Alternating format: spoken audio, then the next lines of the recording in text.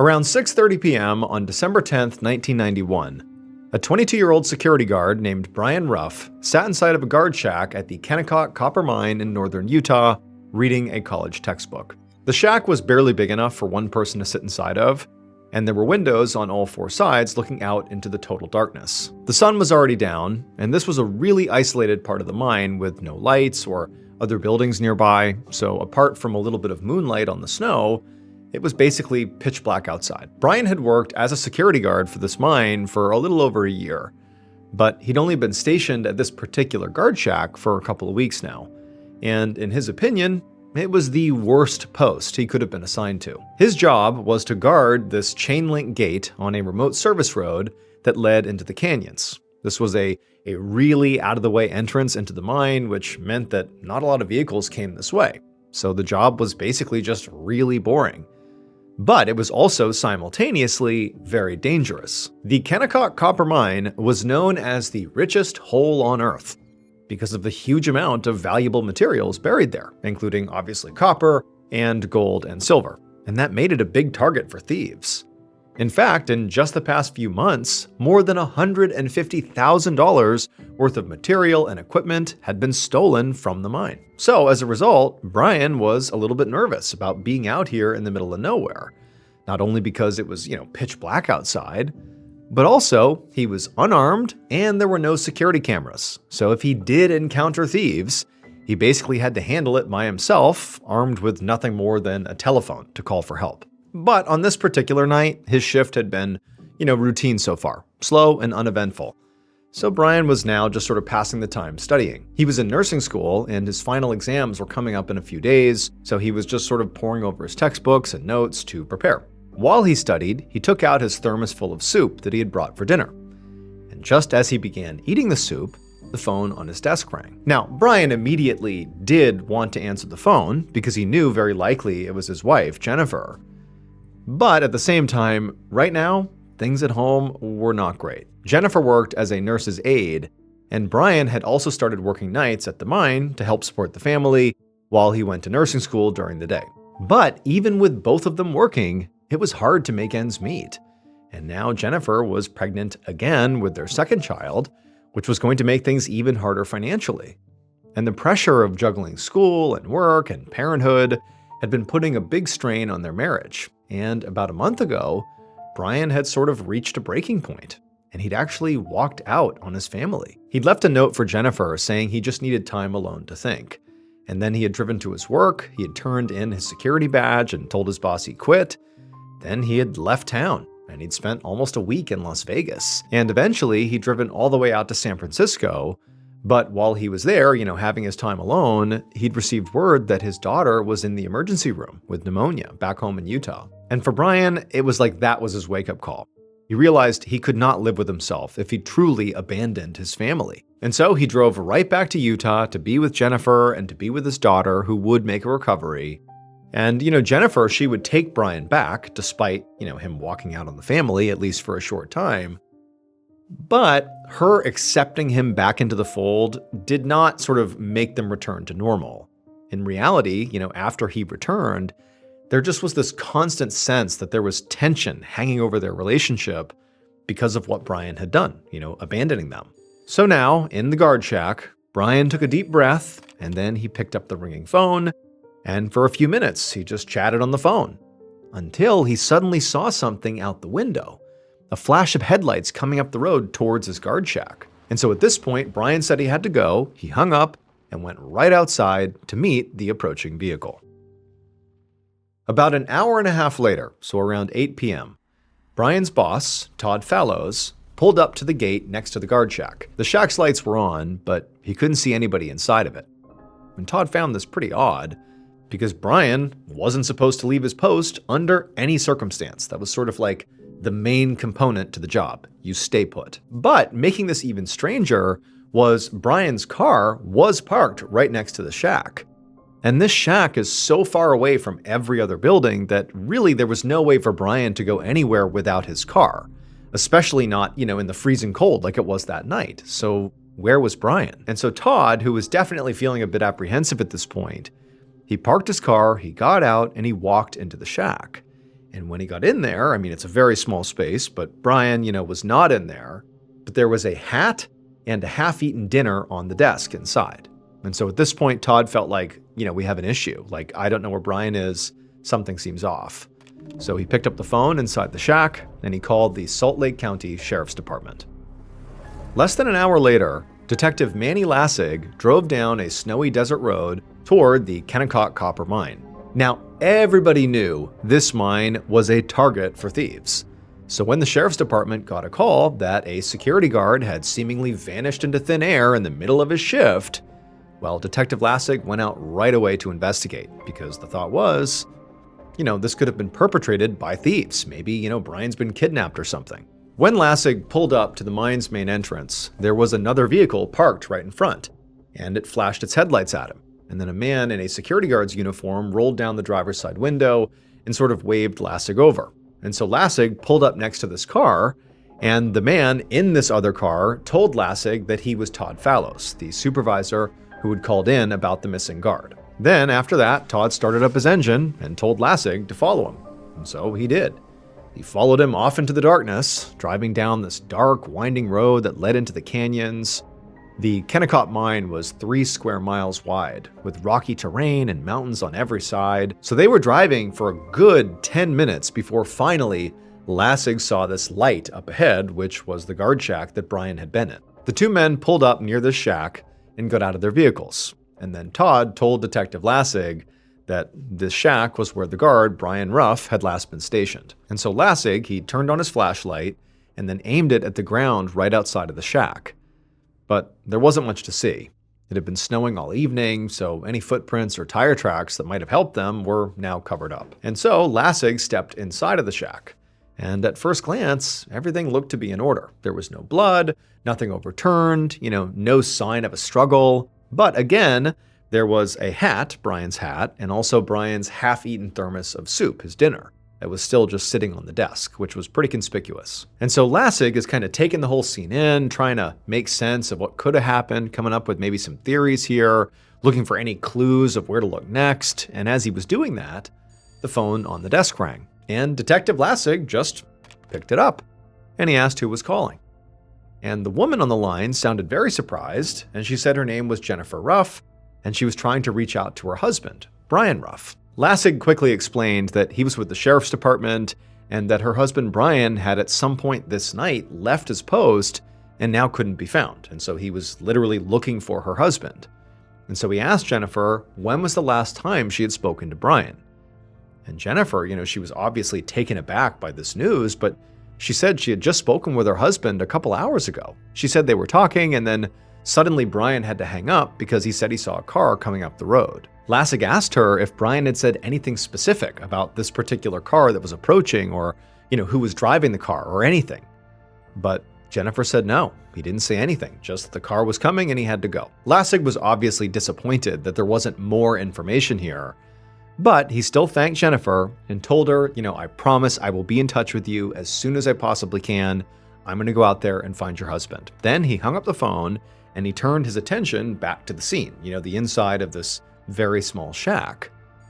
But just a few seconds after he had put the phone down, the phone rang again. And so Lassig picked it up again, and once again, it was a woman saying she was Brian's wife, Jennifer. And she was asking where Brian was. But as Lassig is listening, he's thinking, this woman doesn't sound anything like the woman I just spoke to literally a minute ago, who also said she was Brian's wife, Jennifer. And also, this second woman clearly doesn't have any recollection of the earlier conversation. Like, these are two different people who are both claiming to be Brian's wife, Jennifer. But obviously, there could only be one. So one of these women had to be lying, right?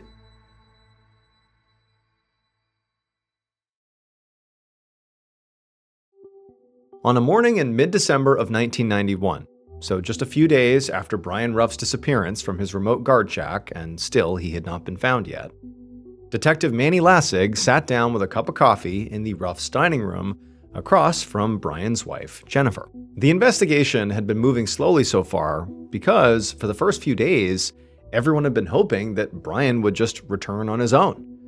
But as the days passed and he still hadn't been heard from, that was looking less and less likely. By this point, Detective Lassig had traced the phone numbers of both women who had called the guard shack on the night Brian disappeared, claiming to be his wife Jennifer. And he had quickly found out that one of those calls was actually from Jennifer Ruff's work phone number, which meant very likely that was the real Jennifer Ruff. But Lassig was still trying to figure out why another woman had called and impersonated her. And also, the timing of the calls was odd. It happened one right after the other. It was just a very strange coincidence. So now, as Lassig sat across from the real Jennifer Ruff, he started out by asking her where she had been on the night Brian disappeared. She told him she had been at the hospital all night working, and then she gave Lassig names of some of her coworkers who could verify that. At this point, Lassig completely pivoted and just asked Jennifer point blank, "Is there any chance your husband could have been having an affair? Were there other women in his life? Was he acting secretive or just odd lately? Anything to indicate, that he was maybe unfaithful?" The reason Lassig asked, obviously, was because of the second woman who he knew had called and pretended to be Brian's wife. He had no idea if the real Jennifer knew, but certainly he did. And the real Jennifer, when she heard this question, she just sort of looked down and then she looked up and she said, "Yes, I am suspicious of that." She told Lassig that she and Brian had been having some real issues in their marriage lately. And in fact, just the previous month, Brian had sort of inexplicably, ran out on the family because he needed time alone. And he was gone and out of contact for that whole time until he just came back begging to be taken back. At this point, Lassig, when he heard that part, he sat back in his chair and wondered if he was just wasting his time on this case to begin with. Because if Brian had previously left and then eventually came back after being totally out of contact, well, what's to say he wasn't doing that right now? What if this was him again, sort of running off to be alone and he would just turn back up again at some point? But Jennifer must have noticed that that's sort of where Lassig's mind was going, because she rushed to add in that, the last time when he ran out for that week, he had left a note for her and even told his boss that he was quitting. There was some warning before he left. She sort of made it dramatic, but he definitely told people before he was going to be gone. In fact, she became insistent that really it was not like Brian to not give warning. For him to just vanish mid-shift like that, like he's done right now, that's not something Brian would do. He's got some faults, but that's not something he would do. Detective Lassig asked Jennifer where Brian had actually gone when he disappeared that first time. And Jennifer answered him by handing him a piece of mail from a nearby table. She explained that it was a credit card bill that had come in the mail that week, and it was addressed to Brian. And she explained that she was pretty confused when she got this, because she didn't even know Brian had a credit card. But he apparently did, and he used it while he was away to pay for hotels and meals and other expenses. And so Lassig, he pulled out the bill and began to look it over, and he saw that a lot of the charges were made in Las Vegas and San Francisco. And the amounts that were being charged to restaurants and for room service seemed a bit too large for just one person. He looked up from the bill back at Jennifer, and just from the expression on her face, he knew that they had both drawn the same conclusion. Brian, when he was away for that week, likely had not been alone. Jennifer then grabbed another piece of paper from the counter and gave that to Lassig. This was a phone bill for the family's landline, with a full list of every call that had been made and received in the past month. Jennifer said there were definitely some numbers on this list that she didn't recognize, and she thought maybe one of them could be this person that Brian had been traveling with. And as Lassig looked over this list, one of the phone numbers immediately stood out to him, because that woman who had called the guard shack on the night Brian disappeared and pretended to be Jennifer, basically called right after the real Jennifer, that phone number that was used for the fake Jennifer was the number he was now seeing on this list. Later that same day, Lassig sat down in the living room of the house that was associated with that phone number. And sitting across from him was a young woman named Christy Bradley. Her husband, Dale Bradley, was also a security guard at the Kennecott mine where Brian worked. Now, at the moment, Dale wasn't home, but it wasn't really clear when he would get home, and Lassig was really anxious to interview Christy alone, so before her husband got back. So the instant they sat down, Lassig pretty much just cut to the chase. He told Christy that he was nearly positive she and Brian had been having an affair. And then before she could say anything, he pulled out that bill that Jennifer had given him and showed her all the evidence. Christy, when she saw this, for a second looked defiant, but then just broke down and admitted it was true. She said they'd been seeing each other for a while now, and in fact, the month before, they had run away together for about a week. But even though they had ultimately come back and they both went back to their respective families, she said that they had still been very much in touch. Christy said that was the reason she had called the guard shack on the night Brian disappeared, just to call and just be in touch with him. That was it. But she said when the person answered, and it was a voice that was unfamiliar, it was Detective Lassig, she said that sort of on instinct, she just began to lie and pretended to be Jennifer, Brian's real wife, just so, their affair would not come to light. But Christy made it very clear that she had not heard from Brian since he disappeared, and she had no clue what happened to him. At this point, Lassig sat back on the couch and just looked at Christy, kind of sizing her up. And he thought, she seemed pretty genuinely worried about Brian. And even though the call she had made to the guard shack was ultimately very suspicious and pretty bizarre, her explanation for it did make sense. But at this point, he was certainly not going to rule her out as a suspect quite yet. Also, Lassig knew that Christy's husband, Dale, was also now clearly a primary suspect. Because, if he had found out about this affair, he could have easily hurt Brian in retaliation. The following day, Lassig walked into an interrogation room at the sheriff's station where Dale was already seated and waiting for him. And the moment Lassig walked in, Dale immediately asked him if there was any news about Brian. Lassig said no, not yet. And it seemed to him like Dale's disappointment was genuine, like he was worried about him. Lassig sat down and he asked Dale about how long he'd known Brian for. And Dale said they had met maybe about a year ago when Brian started working at the mine, and they'd become pretty close friends. They'd even hung out together outside of work. At this point, Lassig, almost to catch Dale off guard, he pivoted sort of abruptly and just asked Dale point blank about his wife's affair. And Dale, when he heard that his wife was having an affair, seemed sort of stunned, and he said he didn't know anything about Christy having an affair. At this point, Lassig just explained to him what his wife had already told him. And Dale appeared genuinely upset. Like, the idea she was cheating on him was horrible, especially with someone he considered clearly to be a close friend. And so as Dale is sort of reacting to this really shocking news, Lassig asked him where he was on the night of December 10th when Brian disappeared. And so Dale, who again is sort of like dealing with the shocking news he's just been told, for a moment he just was unable to answer. He ultimately composed himself and he said that actually his car had gotten stuck in the snow while he was at the University of Utah in Salt Lake City, almost an hour away from the mine. And in fact, he had even had to call a friend to come get him out of the snow. And then he gave Lassig the name of this friend so he could call and confirm it. After taking down this friend's name, Lassig told Dale that he really wanted him to take a polygraph test, and also they would have to search his car. And Dale agreed to both, with no hesitation. One morning, a few weeks later, Lassig walked across a parking lot toward an office building at the Kennecott mine. So far, Brian had still not turned up, and the search for him had been frustrating because none of the people Lassig had questioned so far had given him any useful information. Dale Bradley, along with his wife, Christy Bradley, had both taken polygraph tests, and both had passed. Lassig had also searched the red Mustang that Dale drove, but there was no evidence in it that linked Dale to Brian's disappearance.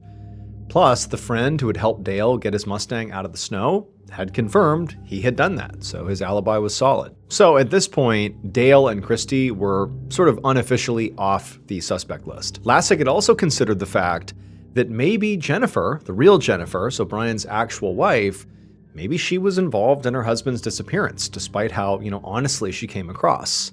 Now, her coworkers had confirmed she had been at work all evening on the night Brian disappeared, but it wasn't impossible that she could have maybe been working with an accomplice or maybe hired somebody to kill Brian or something.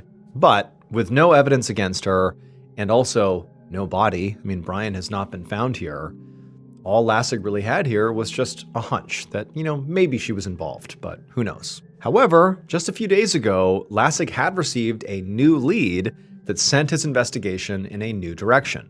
That was why he was here right now at the Kennecott mine to speak to Brian's supervisor, Todd Fallows. So Lassig went inside the building and made his way down the hallway to Todd's office. And when Todd saw the detective, he jumped up and he very eagerly greeted him and said he would do whatever he had to do to try to help find Brian. Lassig thanked him, but told Todd to sit back down. And then Lassig sat down as well, and then he pulled out a tape recorder and he hit record. And then he told Todd why he was there. 2 of Brian's fellow security guards had just been arrested for stealing precious metal and equipment from the mine and then selling it at pawn shops.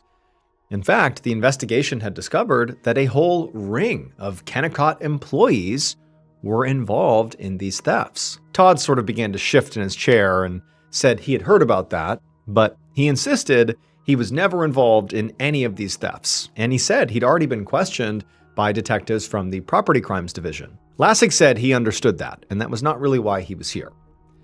He said when he looked through the records of the investigation about these thefts, he'd found out that Brian had actually been the one who reported some of the thefts that were going on.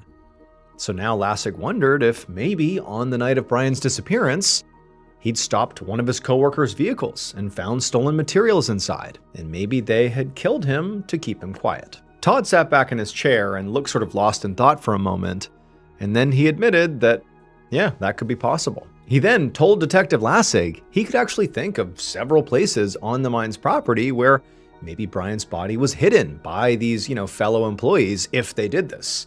And then as an example, he suggested the gravel pile by the concentrator, which crushes the minerals and grinds them up. Todd explained that if Brian had been placed there, he would have very likely gotten sucked into the grinders and pulverized with all the other rocks. He'd basically be gone. Detective Lassig was surprised by how specific Todd was being. I mean, Todd had really come up with this theory very quickly. So, sensing that Todd might be a little suspicious here, he just let Todd keep going. And Todd did. He just kept spitting out all these theories about maybe what could have happened to Brian, including at one point he said maybe Brian could have been hidden under the waste piles where weeks worth of crushed boulders would have already fallen down and completely covered him up. And he said if that had happened, if Brian had been hidden in a place like that, he would already be buried under several tons of rock at this point, and the police would never find him.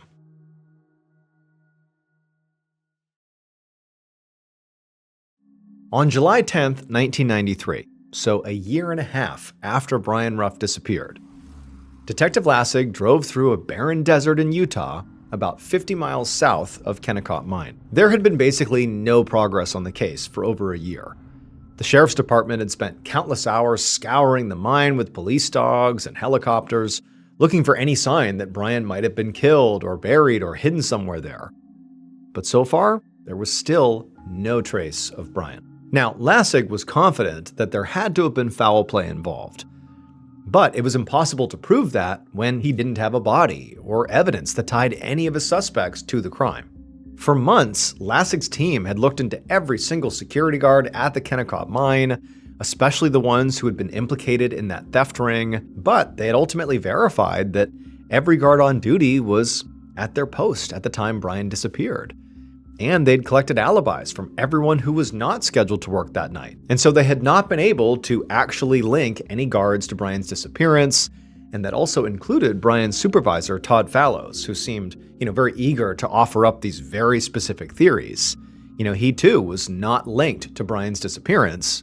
However, Todd was ultimately linked to that theft ring. As for Christy Bradley, the woman Brian was having an affair with, and Christy's husband, Dale, those two, they had alibis, they passed a lie detector test, and really had been ruled out much earlier on in the investigation, and nothing new had come up over the last year to change that, so they were still ruled out. And then as for Brian's wife, Jennifer, Lassig at one point thought maybe she was involved, maybe she had an accomplice or something. She certainly had the motive, to potentially harm her husband. Their marriage was on the rocks, he had clearly been having an affair and she was on to him. But she really had been at work at the time he disappeared, and there was no link from her to any potential accomplice, and so it went nowhere. She was ruled out too. So again, after more than a year, the case basically had gone cold. However, that particular morning, the investigation had been reinvigorated, because a group of campers had called in and said they had found skeletal remains out in the desert. Lassig knew this was obviously a long shot, but he was holding out hope that maybe it was Brian.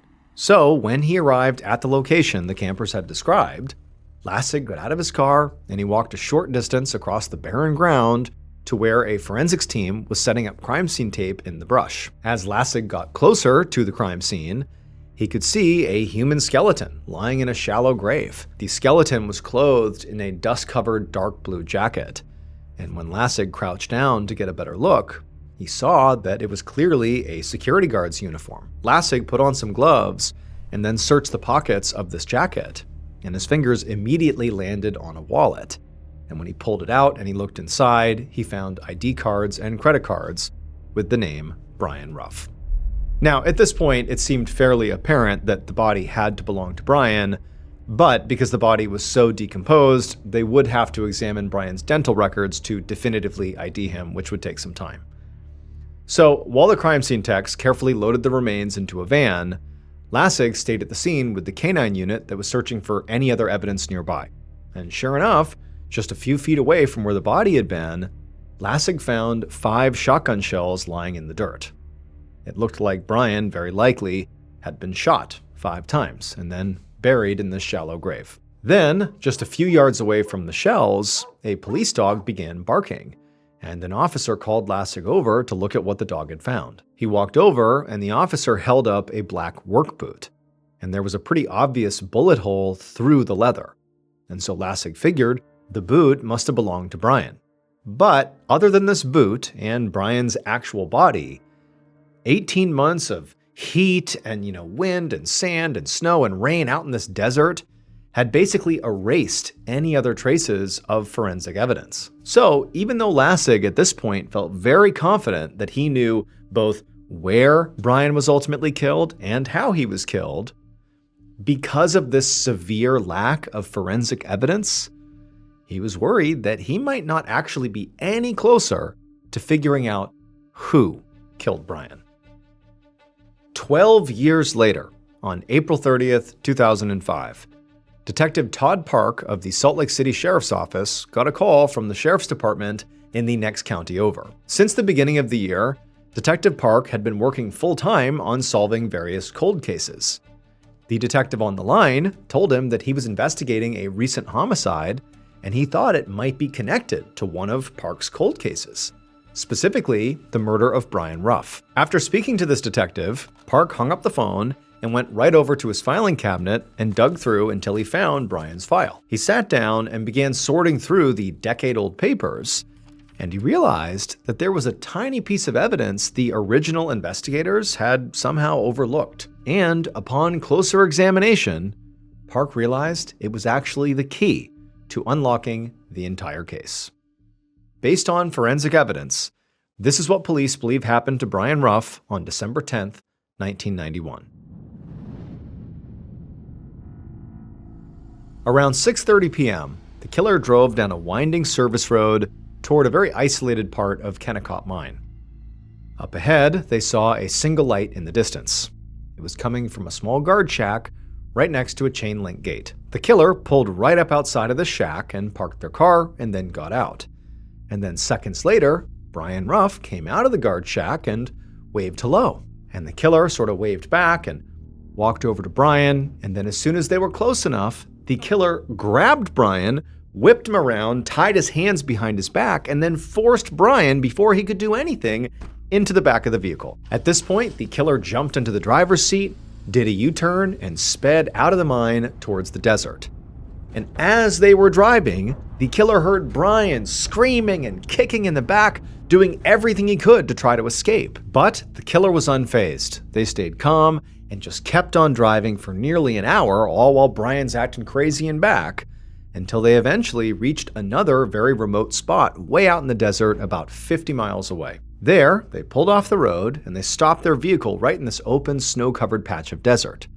They climbed out, they went to the back seat, and they opened the door up, and they grabbed Brian, who was still fighting and trying to escape, but he was pretty tired at this point, and the killer dragged Brian out, and as they dragged Brian out, Brian began pleading for mercy and promised that if they just let him go, he would never tell anyone about this. But the killer just grabbed a shovel and a shotgun from their vehicle, untied Brian, and then forced him at gunpoint to dig his own grave. And then when Brian was done, the killer just raised their shotgun and shot Brian 5 times.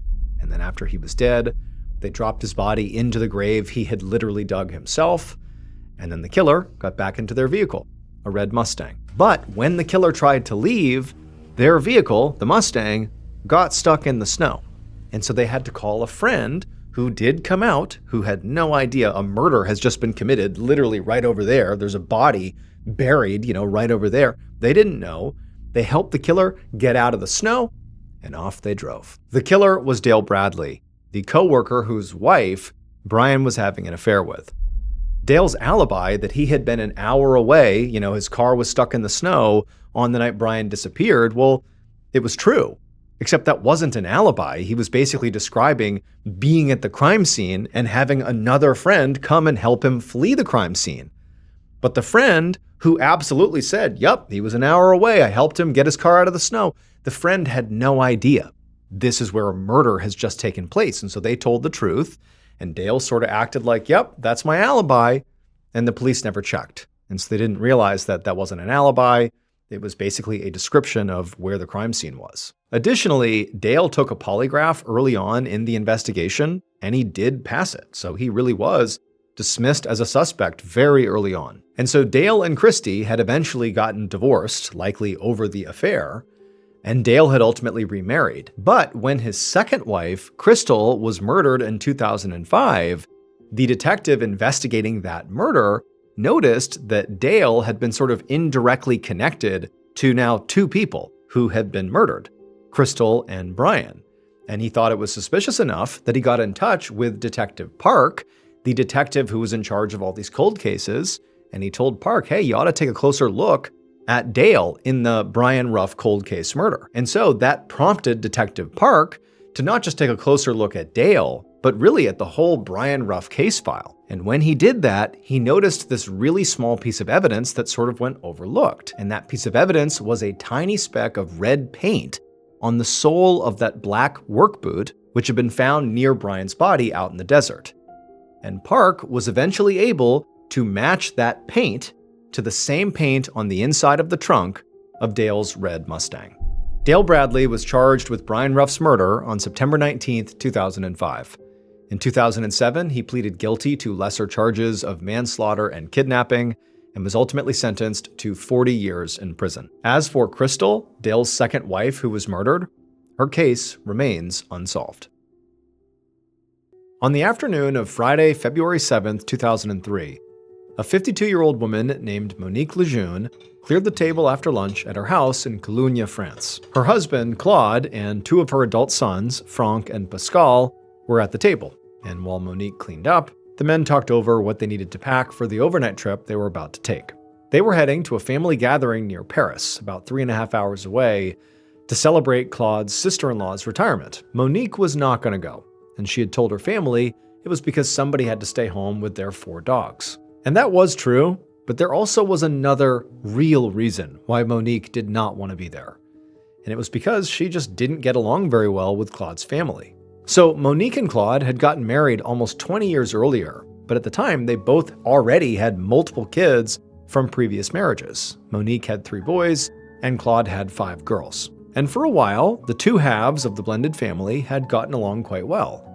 But over time, there were some personality clashes between Monique and her 5 stepdaughters. When Monique and Claude got married, all 5 girls were at least teenagers, if not in their 20s.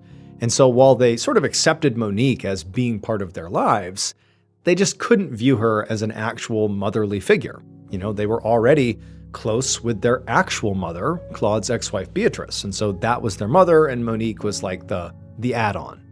Then, in 1993, one of Claude's grandsons, so one of his daughter's children, had accused Monique's eldest son, Jean-Luc, of sexually abusing him, and that had completely ripped the family apart. Now, this was never reported to the police, so there was no actual investigation into whether this really happened or not. But Claude's 5 daughters and Claude's ex-wife Beatrice had fully believed the grandson. And Monique had defended her son, Jean-Luc, and Claude was kind of stuck in the middle of it. And it had gotten so ugly that the two sides of the family had just stopped talking to each other for a whole year. And so now the whole family was basically back on speaking terms as they were getting ready for this retirement party, but it was still extremely uncomfortable and tense. And so that is why Monique was not going to go, and also why her son, Jean-Luc, was not going to go as well. Finally, around 3 p.m., as Claude and the two sons wheeled their suitcases out to the car, Monique went to the front door and she said goodbye to them and then watched as they hopped in the car and drove off. A few hours later, around 6:30 p.m., Monique heard a knock on the front door. And when she opened it, it was her son Jean-Luc, and he was standing there holding up his bicycle. He told his mom he was just stopping by on his way home from work. And she said, "Great, come on in." And so Jean-Luc left his bike outside and he walked in, and as he was taking off his coat, he mentioned to his mother that her neighbor across the street, whose name was Henri, had clearly been watching Jean-Luc when he rolled up, like he was basically spying on him. And Monique actually kind of was spooked by that, because Henri was a bit of a loose cannon. For example, anytime anybody parked their car in front of Henri's house, he would shamelessly vandalize their vehicle by slashing their tires or pouring oil all over their car. I mean, the guy just didn't care. In fact, over the years, there had been several heated arguments between Monique and her sons and Henri about parking.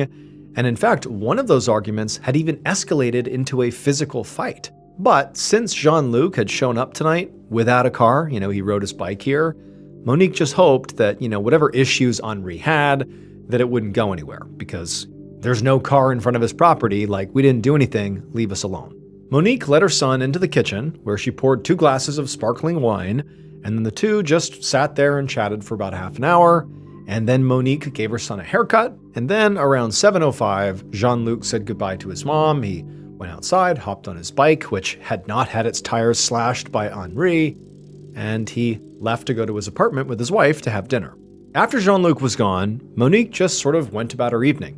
She corralled the dogs behind a baby gate at the base of the stairs and then fed them, and then she went into the kitchen and began cooking dinner for herself.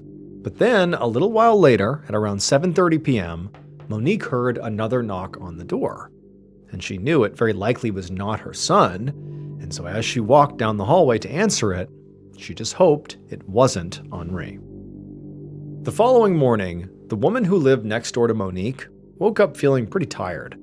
She hadn't slept well because someone's dogs in the neighborhood had been barking all night. She got out of bed and walked over to the window and opened up the blinds, and as her eyes adjusted to the light that was flooding in, she looked down from her second-floor window into the yard of the 2-story white house that was next door, Monique's house. And the neighbor saw there was something dark in the middle of the walkway that led to the front door of Monique's house. And so the neighbor, she put her face right up to the window and she squinted to get a better look. And she realized what she was seeing was a body lying face down on the pavement. And so in a panic, this woman ran out of her room, grabbed the phone, and called the police. A couple hours later, Judiciary Police Captain Anne Preem pulled up in front of a white 2-story house with crime scene tape and a medical examiner's van right out front. As Preem got out of her car, a police officer walked over to her and led her to where the body of a woman was lying out in the front yard.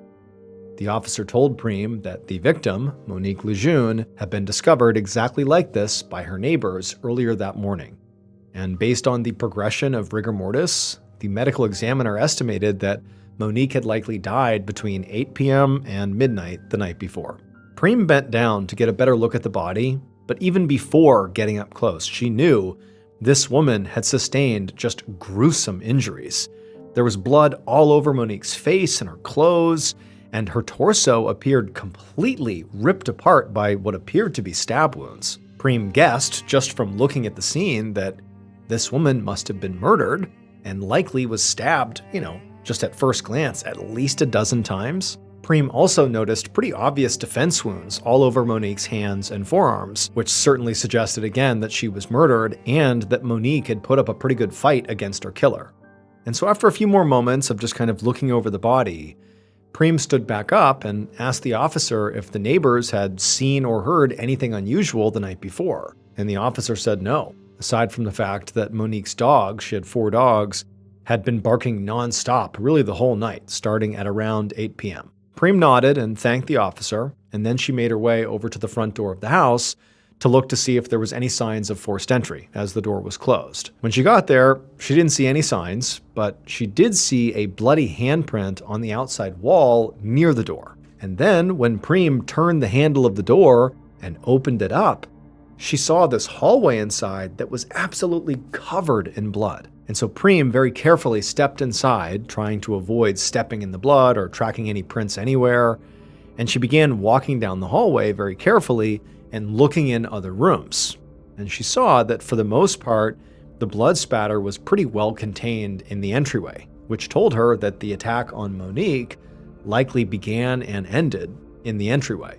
And so her running theory was, okay, Monique must have had someone come to the door, they knocked or whatever, and then Monique opened the door and was attacked immediately. But then, as Preem stepped back outside, she looked down at the front walkway and noticed something kind of unusual. Despite all the blood right inside the front door, there was no blood at all on the walkway between the door and the spot where Monique's body was found. And just from the amount of blood that the victim had clearly lost inside the house, Preem doubted that she would have been capable of running out into the yard after the attack. So she had to wonder if maybe the body had been moved post-mortem. And Monique was a large woman. So if her killer had been able to overpower her, one, and then also move her body such a far distance after she was dead, Preem assumed that whoever her killer was likely pretty strong. In fact, Preem just kind of assumed that the killer had to be a big, strong man. However, what Preem didn't understand was why would the killer want to drag a corpse out into the yard where the neighbors could see them? Unless, for some reason, they wanted Monique to be found as soon as possible. And since at least at this point, it appeared like Monique likely had gone to the front door and opened the door for her killer, Preem thought that the killer must be someone that she knew.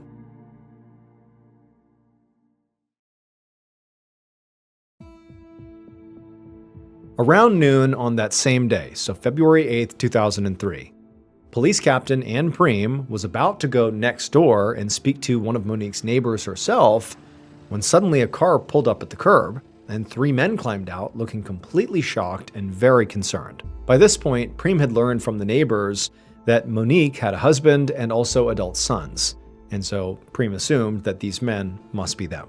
So right away, Preem hurried down the walkway to cut the men off, to keep them from entering the crime scene. And the 3 men, they just began crowding around her, asking her, like, what's going on? Where's Monique? What's happened? And she told them that, unfortunately, Monique had been stabbed to death. And at first, all 3 of them just went completely silent. And then one of them, one of the sons, just began to cry. Preem then told them that they couldn't go into the house because it was still an active crime scene. So instead, she led them over to the curb and they all sat down. Preem could tell the men were in shock because as much as one man was crying, it just seemed like they couldn't even process what they were told. But it was important to find out what Monique's family knew as soon as possible. So Preem pulled out a notepad and gently asked them about the last time they had seen Monique. The husband, Claude, said that they had all left the house around 3 p.m. the previous afternoon, leaving Monique at home alone. They said they had gone to a family gathering near Paris that evening and stayed overnight, and they'd only now just gotten back into town and they'd seen this whole scene out front, the police tape and police, they had no idea what was going on. Eventually, Preem asked Claude to tell him all the names of all the people in their family, all their adult children, Claude's ex-wife, Monique's ex-husband, everybody.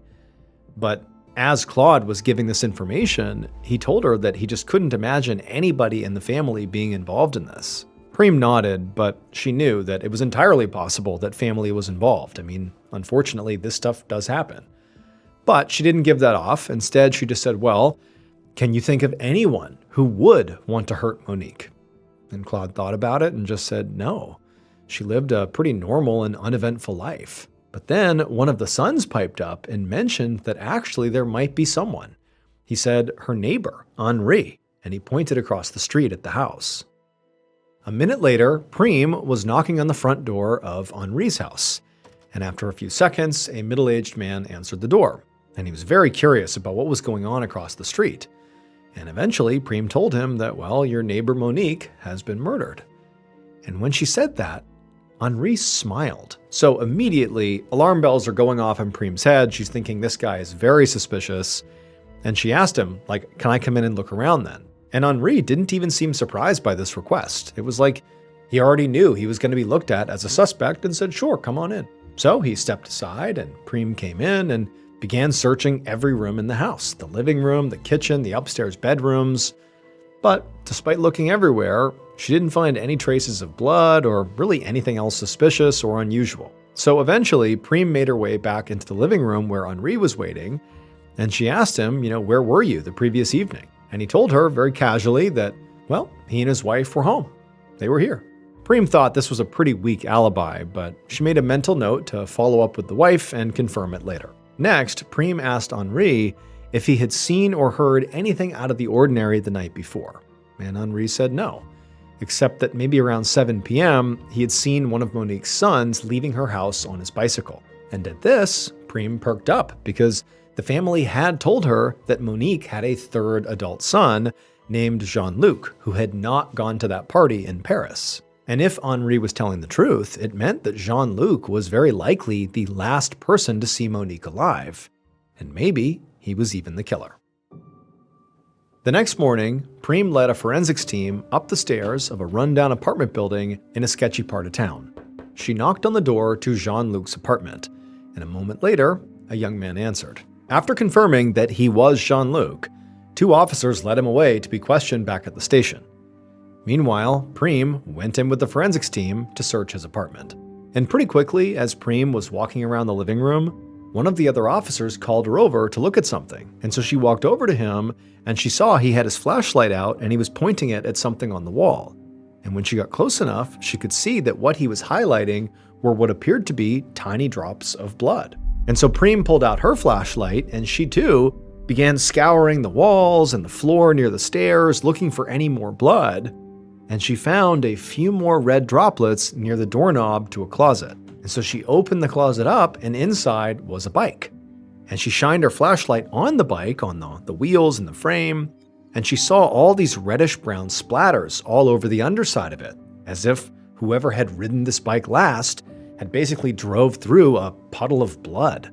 An hour later, Prem walked into an interrogation room at the police station where Jean-Luc was sitting with his head in his hands. He looked up as she entered, and he had this very scared and confused expression on his face. Prem sat down across from him and right away asked him what he had been doing at his mother's house on the night of February 7th. Jean-Luc said he had just stopped by after work, as he often did, and he only stayed for maybe half an hour before riding his bike back home. When Prem asked him if he had gone straight home afterwards, Jean-Luc said no, he hadn't. He explained that his wife's brother, Christophe Gressier, lived in the same apartment building as they did on the floor right below them. So before going up to his own unit, he said he just stopped by to chat with Christophe for a few minutes, and then after that, he spent the rest of the night in his own apartment with his wife. However, to Prem, she felt like there had to be more to this story because they had found what appeared to be droplets of blood sort of scattered throughout Jean-Luc's apartment, and then, there was blood, or at least what appeared to be blood, on the underside of his bike. And so she figured, maybe if she pushed hard enough, she might be able to get him to change his story. So she told him point blank they had found blood in his living room, and they were now sending it to the lab for analysis. And when Jean-Luc heard this, his face went bright red, and he began stammering that the blood was very likely from a neighbor who had injured himself while visiting a few days earlier. Prem nodded, but then told him, they'd also found blood sort of all over his bike. And Jean-Luc, he sort of hesitated and stuttered and stammered, but really couldn't come up with any way to explain that. At this point, Prem felt like she had Jean-Luc right where she wanted him. So she just told him to be quiet for a second and just roll up your sleeves so she could look at his arms. Prem knew, based on the defensive wounds on Monique's body, that she likely had fought back really hard, and she must have left at least a few scrapes or bruises on her killer. However, when Jean-Luc finally, rolled up his sleeves, Prem didn't see a single scratch or bruise on his hands or arms. A few minutes later, Prem left the interrogation room and walked to her office. Despite the lack of defensive wounds, Jean-Luc was definitely still acting suspicious, and she was not ready to let him go. But she also didn't want to get tunnel vision and completely ignore any other suspects, in case the blood inside of Jean-Luc's apartment did turn out to just be a big coincidence. So she sat down at her desk, and she opened up a file, and she began flipping through the notes of interviews that her team had already done with the rest of Monique's family and her neighbors. Monique's sons had mentioned in their interviews that there was definitely some tension between Monique and her 5 stepdaughters. But officers had spoken to all the stepdaughters as well as their husbands, and even though some of the women had admitted they still had an issue with Monique, they all had alibis, both the women and their husbands, for the night that Monique was killed. Also, several other family members had mentioned that Claude's ex-wife, Beatrice, definitely did not get along with Monique. But officers had tracked down Beatrice, and she just didn't seem like a very strong suspect. Beatrice had said, for the most part, she and Monique, even if they didn't get along, they just stayed out of each other's way, and that they hadn't seen each other in over a month. And also, Beatrice was remarkably tiny and frail. She was barely 4 foot 9 inches tall and 58 years old and just seemed really weak. So it just seemed almost impossible that she could have overpowered the much larger Monique and inflicted the injuries that were inflicted on her and then dragged her out to the front yard. It just seemed sort of impossible. And so, even though she wasn't totally ruled out, for the most part she was. Just then, there was a knock on Prem's door. And when she looked up, she saw there was another officer standing there. And he told her there were 2 people here who wanted to speak to her. Prem nodded, and then a moment later, a very nervous-looking middle-aged man and woman came into the office. They sat down across the desk from Prem, and the man said they had information that could help with the Monique Lejeune investigation. Prem sat up and grabbed a notepad and said, "Okay, tell me what you got." And she began writing as the man explained that he was a co-worker of Christophe Gressier. And Prem immediately recognized that that was the name of Jean-Luc's brother-in-law, the one Jean-Luc said he had visited on the night Monique was killed. That was the person he saw apparently right after he left Monique's house. The man sitting across from Prem said that just a few hours ago, he'd gotten a call from Christophe's number. But when he answered it, all he could hear was a sort of muffled conversation between 2 women. And at first, this man thought what he was hearing was just an accidental call, maybe by Christophe's kid who was just pressing buttons at random. However, the man said when he put his phone on speaker, he and his wife, who was the woman he was with, they both started listening really closely, and they were able to make out a snippet of the conversation. The 2 women on the line were clearly talking about needing an alibi and saying something about a man named Jean-Luc. First, the women had said something like, "It's not Jean-Luc's fault, he's depressed." And then the women had mentioned something about a pair of pants that needed to be washed. Prem couldn't believe what she was hearing. I mean, any doubts that she had had about Jean-Luc being the killer pretty much disappeared. And so she took down the couple's names and contact info, showed them out of her office, and then once they were gone, she grabbed her keys and she headed out to go to Christophe's apartment.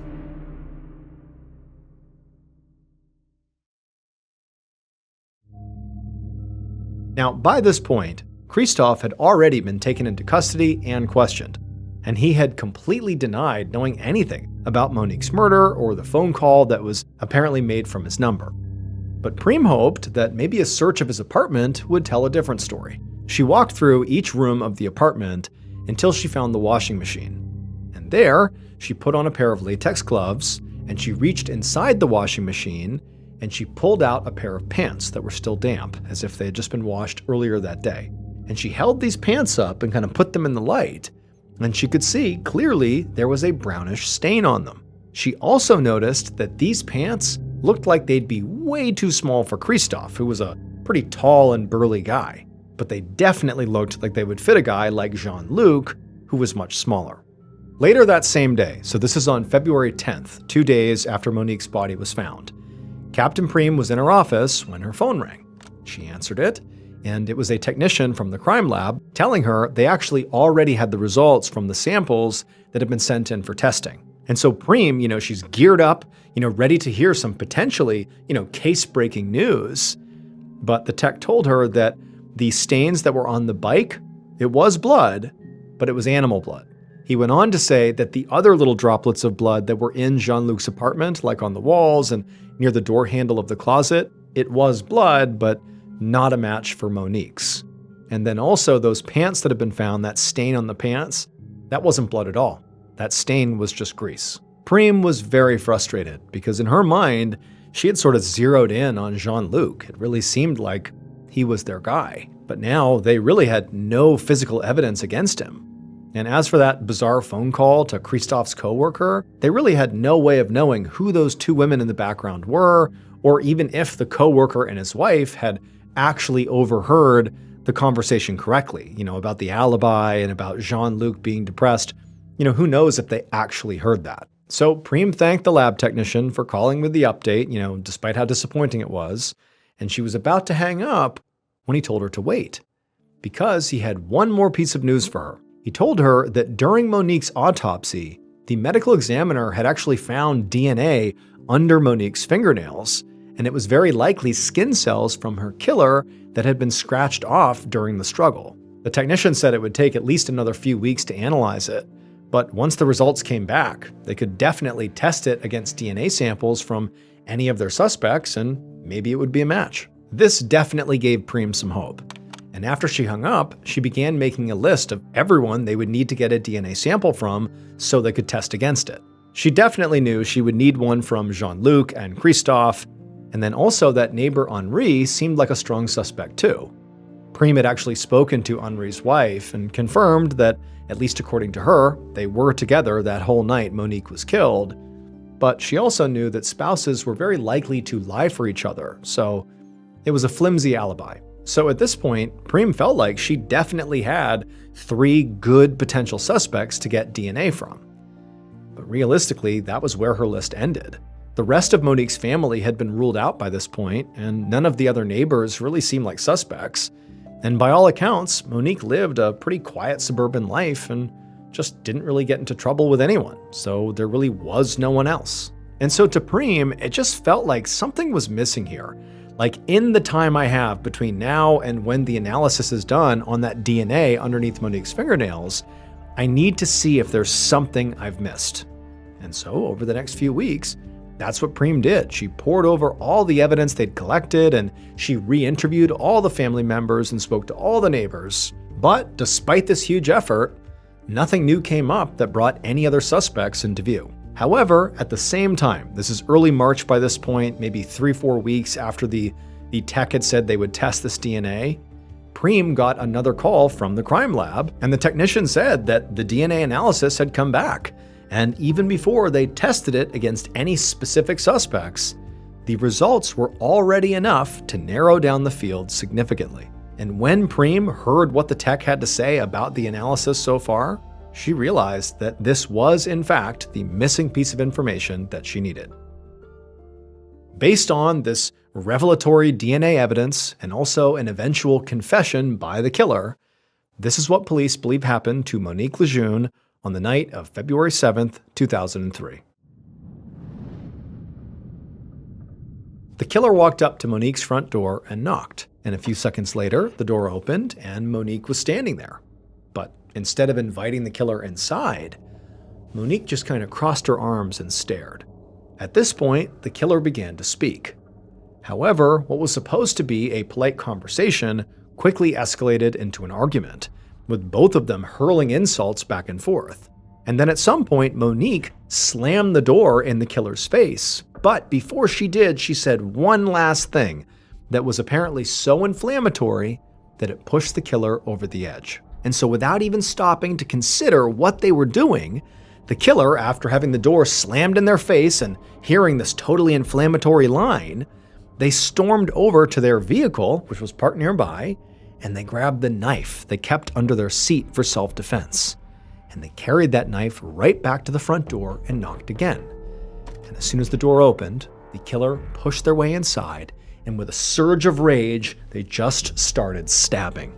But Monique was very strong and big, and she knocked the killer to the ground and actually pinned them there. But the killer managed to wrestle their arm free that was holding the knife. But Monique, she kept fighting back. I mean, this was an epic struggle. And also, the whole time this is happening, Monique's 4 dogs have basically come over to the gate, which butted up against the entryway, and they're watching this happen, and they're barking like mad, and Monique is screaming out in rage and panic and pain, until finally they were able to break away from Monique, who kind of had them pinned, despite, getting stabbed repeatedly. And then once the killer was free, they turned and bolted out of the house. The killer ran across the yard, got in their vehicle, began pulling away, and as they did that, they saw Monique stumble out the front door. She took a few steps down the walkway and collapsed to the ground. But the killer didn't wait around to see if she was really dead. Instead, they sped away. And then they stopped at a supermarket parking lot and threw the murder weapon, the knife, in a trash can. And then the killer went home, and they burned their blood-stained clothes in their stove.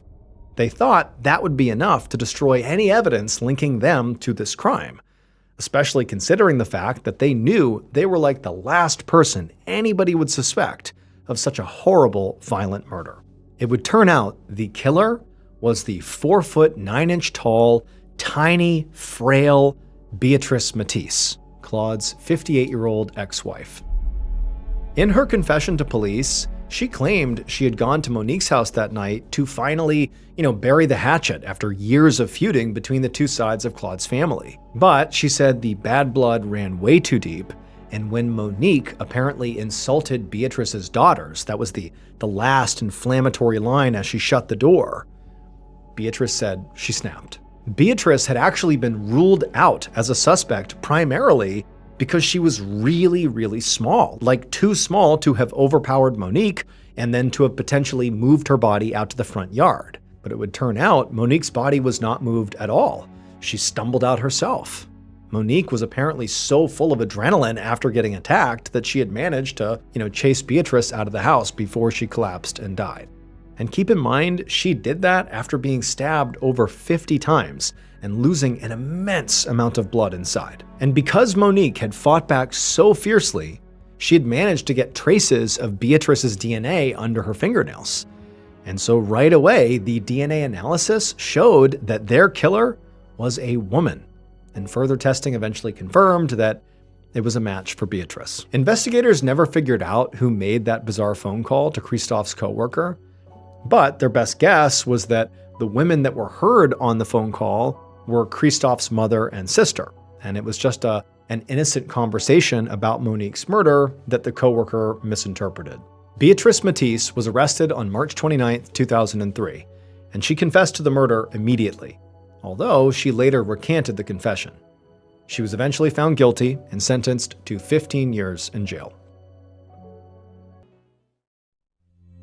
At 8 a.m. on June 8, 2015, 72-year-old James Lee Rogers parked his beautiful red Corvette in the parking lot of a Waffle House in Port Arthur, Texas. And as he pulled that car into the lot, James, he just felt so proud to be driving this vehicle. This was a 2007 C6 Chevy Corvette, pristine condition, and it was exactly the car that James had been dreaming about like his whole life.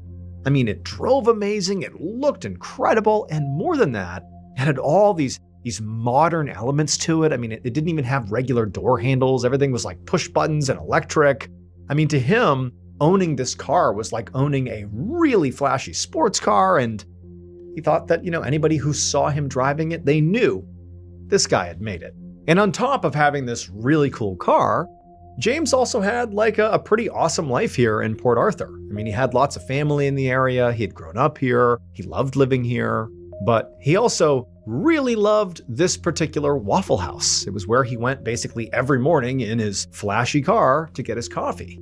But, it wasn't just their coffee that he was drawn to. It was the wait staff. It was the regulars who went to this Waffle House. This had become like a sort of second home for him, and he really looked forward to coming here basically every day. And so he parks his Corvette, he gets out, and before he walks into the restaurant, he has to tell his dog, he brought his dog along, Leia, this cute little dog, to stay in the car because the dog was not allowed in the Waffle House. This was something he knew, but it was going to be quick. So he told Leia, to be a good girl and stay in the car. Don't rip it up. This is his dream car. She was a very good dog. And so she sat down, he shut the doors, used the electric push buttons to do it. And then, once he knew his dog was secure, into the restaurant he went. Once he got inside, James took his usual seat at the counter where his friend MJ was already sitting. MJ was in his 60s, and like James, he was also a fixture at this Waffle House. And so the two immediately began chit-chatting about the weather and their kids. And then at some point, James ordered his coffee and used that as a chance to catch up with some of the waitstaff that he spoke to every morning. And then eventually more regulars began filtering in and out, and James made a point to chat with them and laugh with them as well. I mean, again, this was like his second home. And in fact, on this particular day, there were so many people that he wanted to talk to coming in and out of the restaurant that he decided, you know what, my dog's fine out there. I've only been in here for a few minutes. I'm going to order some food as well. However, right after James ordered his food, he turned and he looked out the window into the parking lot. And even though he couldn't actually see his Corvette, he could see that it was extremely sunny and very hot outside. Like he knew that when he showed up, but I mean, he's looking out there and it just looks like a desert out there. It's so hot and like there's nobody out there. It's just cars getting blasted by the sun. And he's thinking like Leia's out there. And even though he had the AC on when he pulled up, and so, likely his Corvette was still a little bit cool, there was no way that it was particularly comfortable in his car right now. And so before his food showed up, James turned to MJ and just said, "Hey, I'm going to be right back. You want to just like hold my seat? I'm going to go out and check on something." And MJ, who was kind of busy talking to other people, he's like, "Yeah, go ahead. I'll save your seat."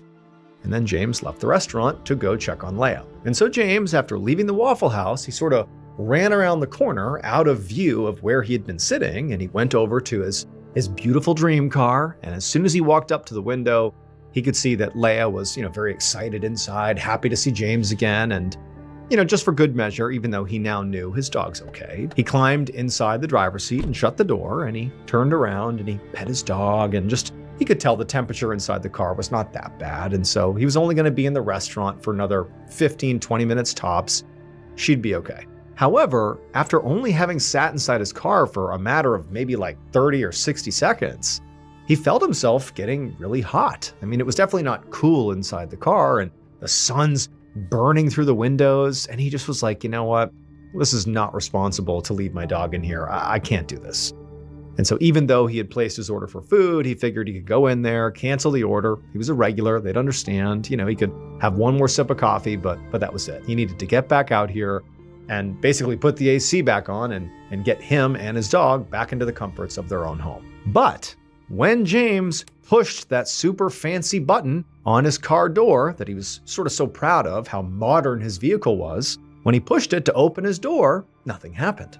And so James, he's just staring at the door in confusion because this has never happened before. And so he starts pushing it a few more times, but again, nothing happened. And then after a few moments, when this car door was not budging, James reached across and started pushing the button on the passenger side door to see if maybe it was just an issue with, his door. But no, that door wouldn't open either. And so finally, he decided he would just try to turn the car on to see if maybe that would help. But he couldn't get his car to turn on. The Corvette was completely dead, and James had no idea why. But he knew this was not good because, this car, because it's so modern, didn't have normal handles. They really were all electric, all buttons. And so if these buttons aren't working and all the windows are up, what do you do? How do you get out? And so James, he's starting to stress out about what's going to happen here? Is he going to have to break a window of his beloved vehicle here? Is that what he's going to have to do? And also, how crazy is that? How could he have wound up in this position? But also, the sun is just burning through the glass, and he's suddenly becoming really aware of just how hot it was getting inside of his car. This is sort of becoming an emergency really quickly. I mean, because again, he can't even turn on the car, so he can't turn on the AC. He's inside of an oven at this point. And so James instinctively reached for where his phone would normally be, but it wasn't there. And that's when he remembered he had left his phone inside the Waffle House. When he had gone in earlier, it was low on charge, and he had handed it off to one of the waitstaff to go plug in somewhere. And so his phone's inside. He has no way to contact anyone. But luckily, right at that point, James looked out the corner of his eye and he saw a couple walking out of the Waffle House. And he's like, oh, thank goodness, someone's coming out. I can get their attention. They can come over here and get me out of here, or at least, call someone who can. And so he starts waving, through the front windshield at this couple as they're sort of walking generally in his direction, but they clearly didn't see him. Like the sun is glaring off the glass, kind of making it hard to see inside. And so James is sort of realizing this, and he's becoming more and more desperate as he and his dog are getting more and more overheated. And so he began leaning on the horn to get their attention that way, but no sound came out of his Corvette because the horn was powered by electricity, and again, the car is dead. And so James now is getting frantic. He's banging on the windows, he's screaming to them. But this is a nice car. It's totally soundproof inside. Again, there's the glare from the sun on the glass. The windows are partially tinted. They can't see or hear him. And so this couple eventually comes right near his vehicle. They climb in their car and they drive away without ever noticing him. Once they were gone, James told himself that, you know what, this is a busy area. Lots of people come in and out of this Waffle House. Someone's gonna see us. Someone's gonna get us out of this car. And so for the next several minutes, James looked all around him, looking for anybody walking through this parking lot, looking for people coming out of the Waffle House, and anybody who came even close to his vehicle, he would scream and yell and bang and do anything he could to get their attention. But nobody noticed him. Like no one could see or hear him. And now James and his dog were really starting to struggle with the heat inside of this vehicle. It really was like they were trapped inside of an oven. And so eventually, when it seemed like no one was going to notice them, James just began frantically looking around the interior of his car for a toolkit. He thought he had left a toolkit in here somewhere, in case of emergencies. And he's thinking, maybe there was a tool in there he could use to maybe jimmy open one of the doors, or if he had to, he could maybe use something heavy in the toolkit to break a window, just to get out that way. And so eventually, in the back seat near Leia, he found this toolkit, but when he cracked it open, he was disappointed because it really didn't have anything that useful. There were some pliers, there were some jumper cables, and a flashlight. But, James, he still took the pliers and he jammed the head of the pliers into the crack of the driver's side door to attempt to basically wrench open the door. But the pliers were very thin, and so he didn't budge the door at all. And he used a lot of energy trying to, force the door open. And remember, it's like blisteringly hot inside of the vehicle at this point, and it's getting harder and harder to breathe.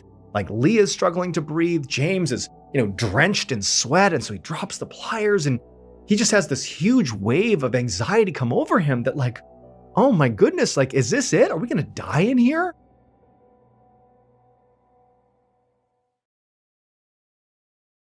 And so as like this crushing reality is coming down on him, James has this adrenaline surge, and he leans back in his seat and he starts kicking as hard as he can against the glass with his feet to try to break open the windshield or kick open the driver's side window. But amazingly, despite all of his energy going into this, he didn't crack the window at all. Like it felt like he was kicking a concrete wall. There was no budge, nothing. And so again, after exerting even more energy and now sweating even more, and it's getting harder and harder to breathe, James took those pliers and he's really gassed, he can barely breathe, and he starts smashing the head of the pliers into the window. That didn't do anything. So it's like, I can't do anything to get out of this vehicle. And so James, he sort of just like lays back in the driver's seat, which he had reclined at this point, and he's panting, he can barely breathe, he's opened up his shirt a little bit, and he's looking back at his dog, and she's really struggling, and he's just like, I can't believe this is happening. And as he's laying there, he sort of looks towards the front of the car, and his eyes land on the glove box in front of the passenger seat. And it was like, oh my goodness, how could I forget? There's a manual inside of there. There has got to be instructions for what to do if your car dies. There's got to be a way to get out. Like, it's got to be in that manual. And so suddenly, having all this energy, James sat up, he opened up the glove box, and he pulled out this manual that he had never read before. I mean, he had no reason to, but he opened it up and he began looking through it, looking for, the section that would explain what to do in case of, total power outage and you're stuck inside the vehicle. But like, as he's looking at the pages, like his vision's swimming, it's so hot, he's so tired, and it's all this little text, it's hundreds and hundreds of pages, and like nothing explained the situation. It was like so not user-friendly. And so James, he's flipping through all these pages, and even just the act of turning the page was becoming so laborious. Like he is just beginning to shut down. I mean, he's basically dying inside of an oven, and he can barely turn the page. And then before long, after about a quarter of the way through, it's like he couldn't see anymore, and he literally he couldn't turn the page anymore. He had no strength left.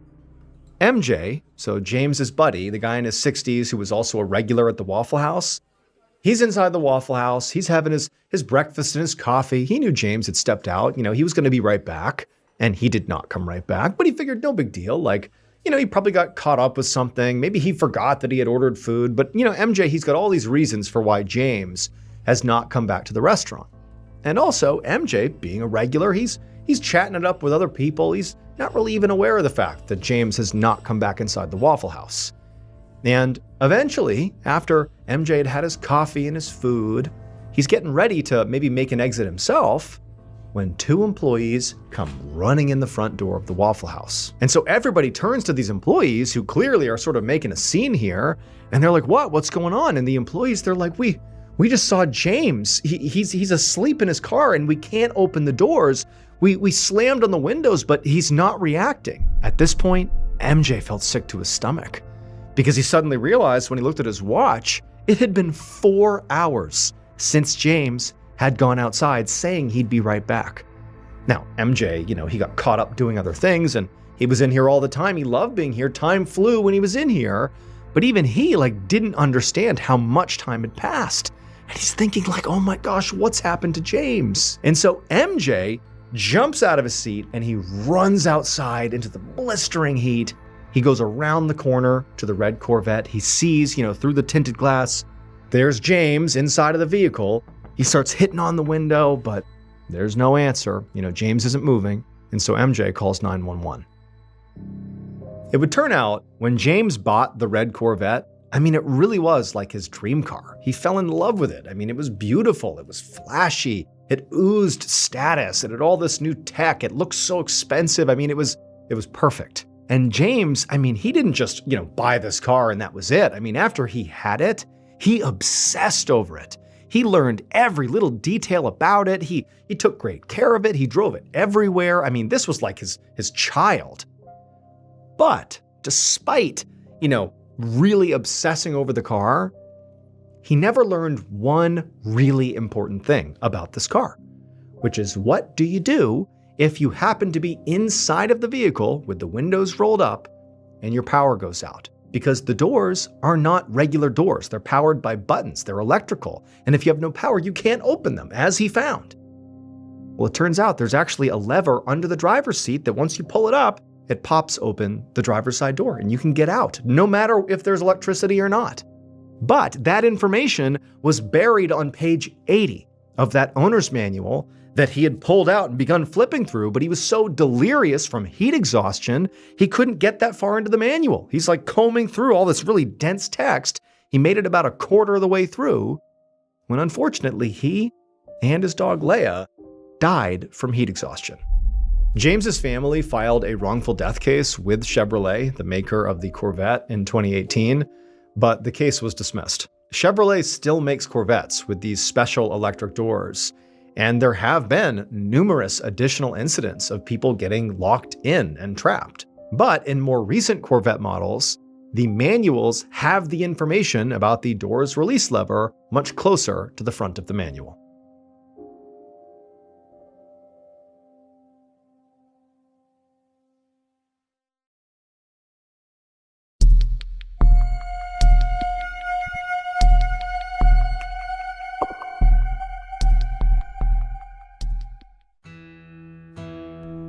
On the morning of August 20th, 1862, a 17-year-old farmhand named Jean Leroux carried his axe over to a stack of logs by a barn on a farm in Ottawa Township, Minnesota. As a farmhand, Jean was responsible for lots of different odd jobs, like splitting the firewood and feeding the animals and helping with the crops. Basically, Jean had to know every single inch of the farm and the woods that surrounded it, and how to take care of it all. But even though he was basically constantly busy, Jean still found his mind wandering to a place that was sort of difficult, which was he felt a lot of times pretty homesick. So Jean was actually from France, and he had left behind his whole family and his, previous life to come here to America. where there was supposed to be more opportunity. However, America was turning out to be a pretty violent place.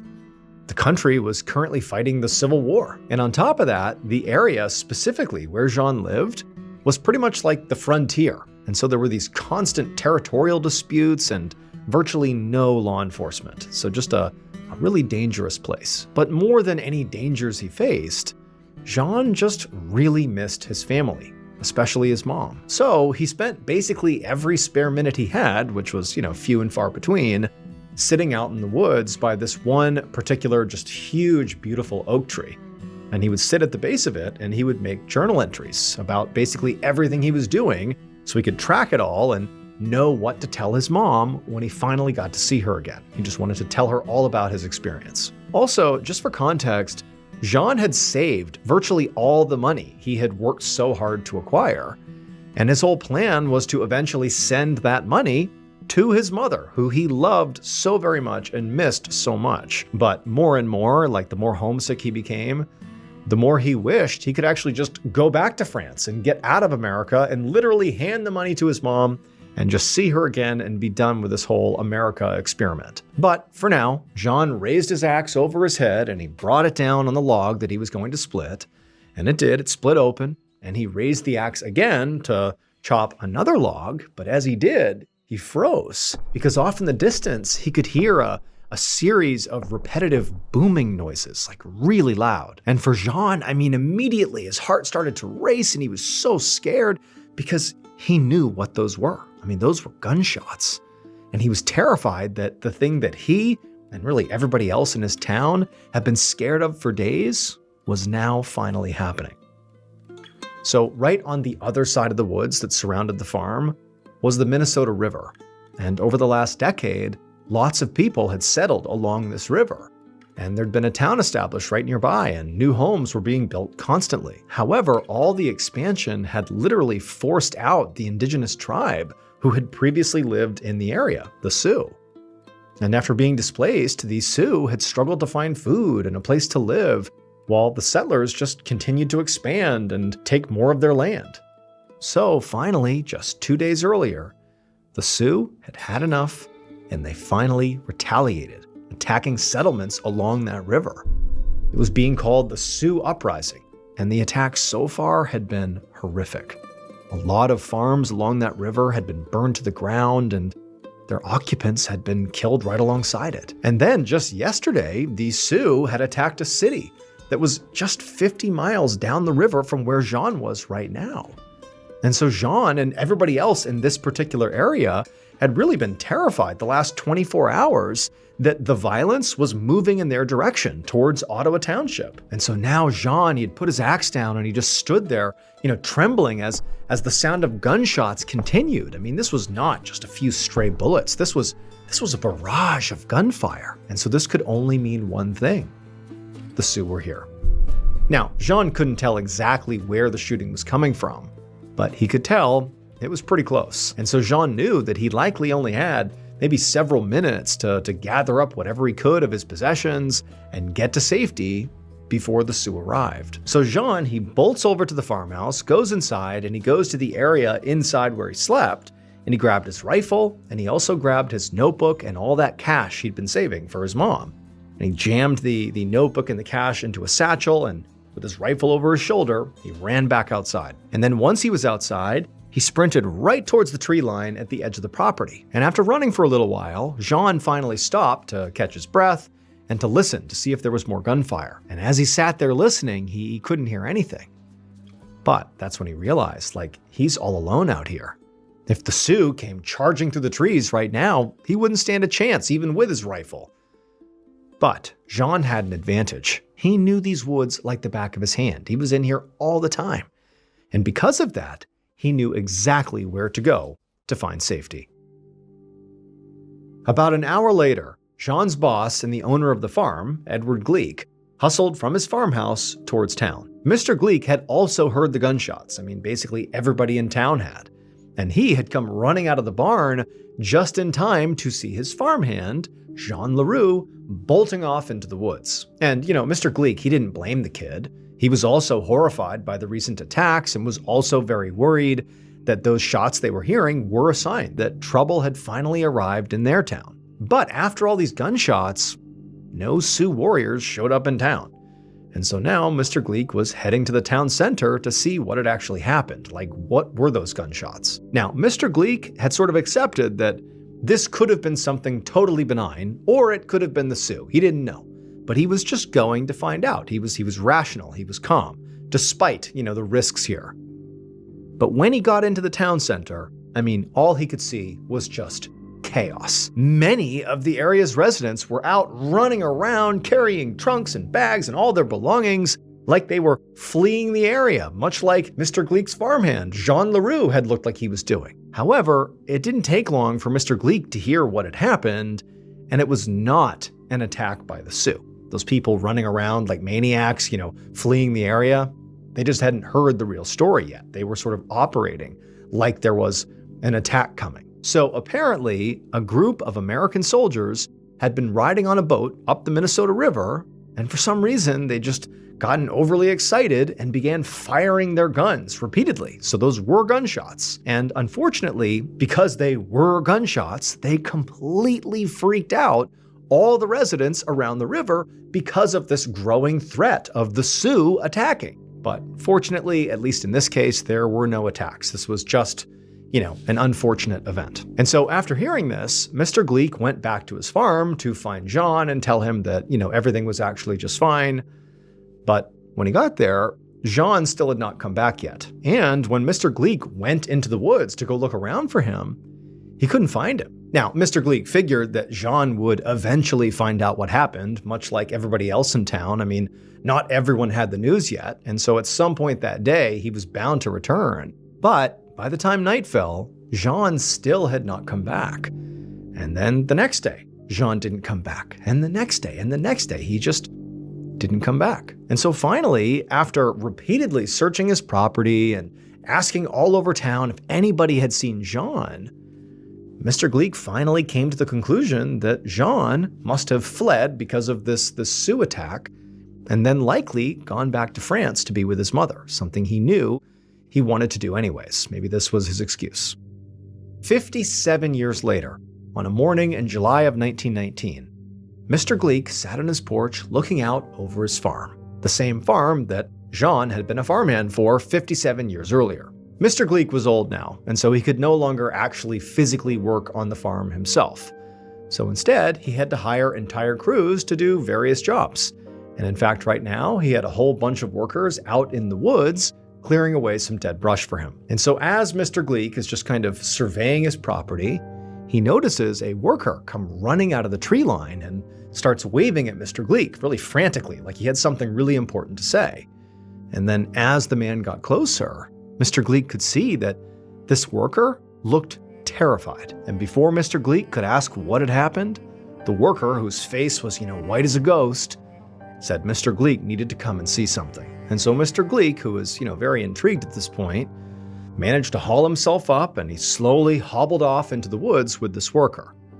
And as he got to where the rest of the crew was, inside the forest, he saw that they were all mostly gathered around this very large, recently downed oak tree. And the whole group was very quiet and tense, and they were all just staring at a section of this tree that had split open. When Mr. Gleek joined the group and looked at this particular section of the trunk of this tree, this hollow part, at first he didn't even know what he was staring at. It was just this hollowed out sort of split section of the tree, and there was a few items that didn't belong there that were inside of it, like a cache of sorts.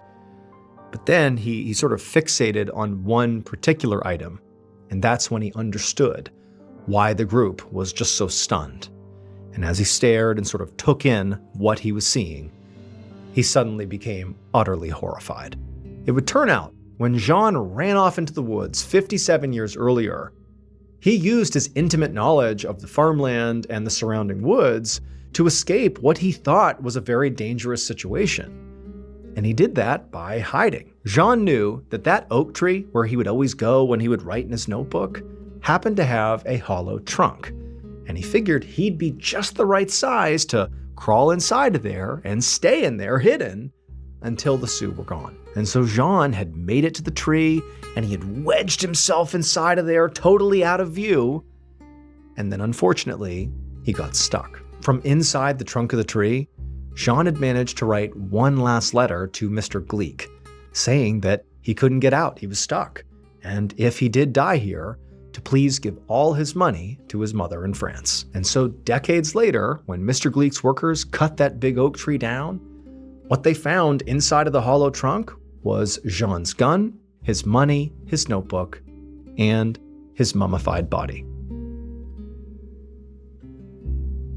On the evening of May 25th, 2023, a student named Jung Yu-jung sat at her desk in her bedroom inside the house where she lived with her grandfather in Busan, which is the second largest city in South Korea. Jung was hunched over with her head in a book, studying for a really important test that she had coming up. But the words on the page just kind of jumbled together and she couldn't focus. And, Jung just felt really frustrated because she knew she needed to consume this material and internalize it, but the way she was doing it clearly wasn't working. She really needed help. However, Jung had previously tried to find a tutor, to get help, but finding the right tutor had proven to be very challenging. So Jung had recently signed up for this mobile app that was supposed to connect high school students to tutors. And she had reached out to over 50 people, asking them if they could help her prepare for this really major exam in her 9th grade English class. But everyone she had spoken to either was not available or just wasn't a good fit.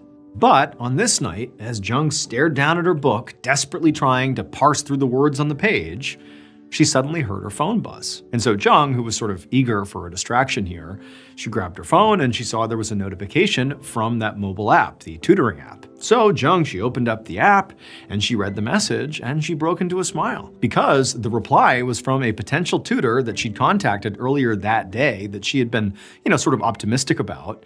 According to this tutor's profile, her name was Chae-eun. She was a 26-year-old college student and she spoke fluent English. And now, in her reply, Chae-eun told Jung that she would be more than happy to help her and was actually available to start as soon as the day after tomorrow. There was just one downside.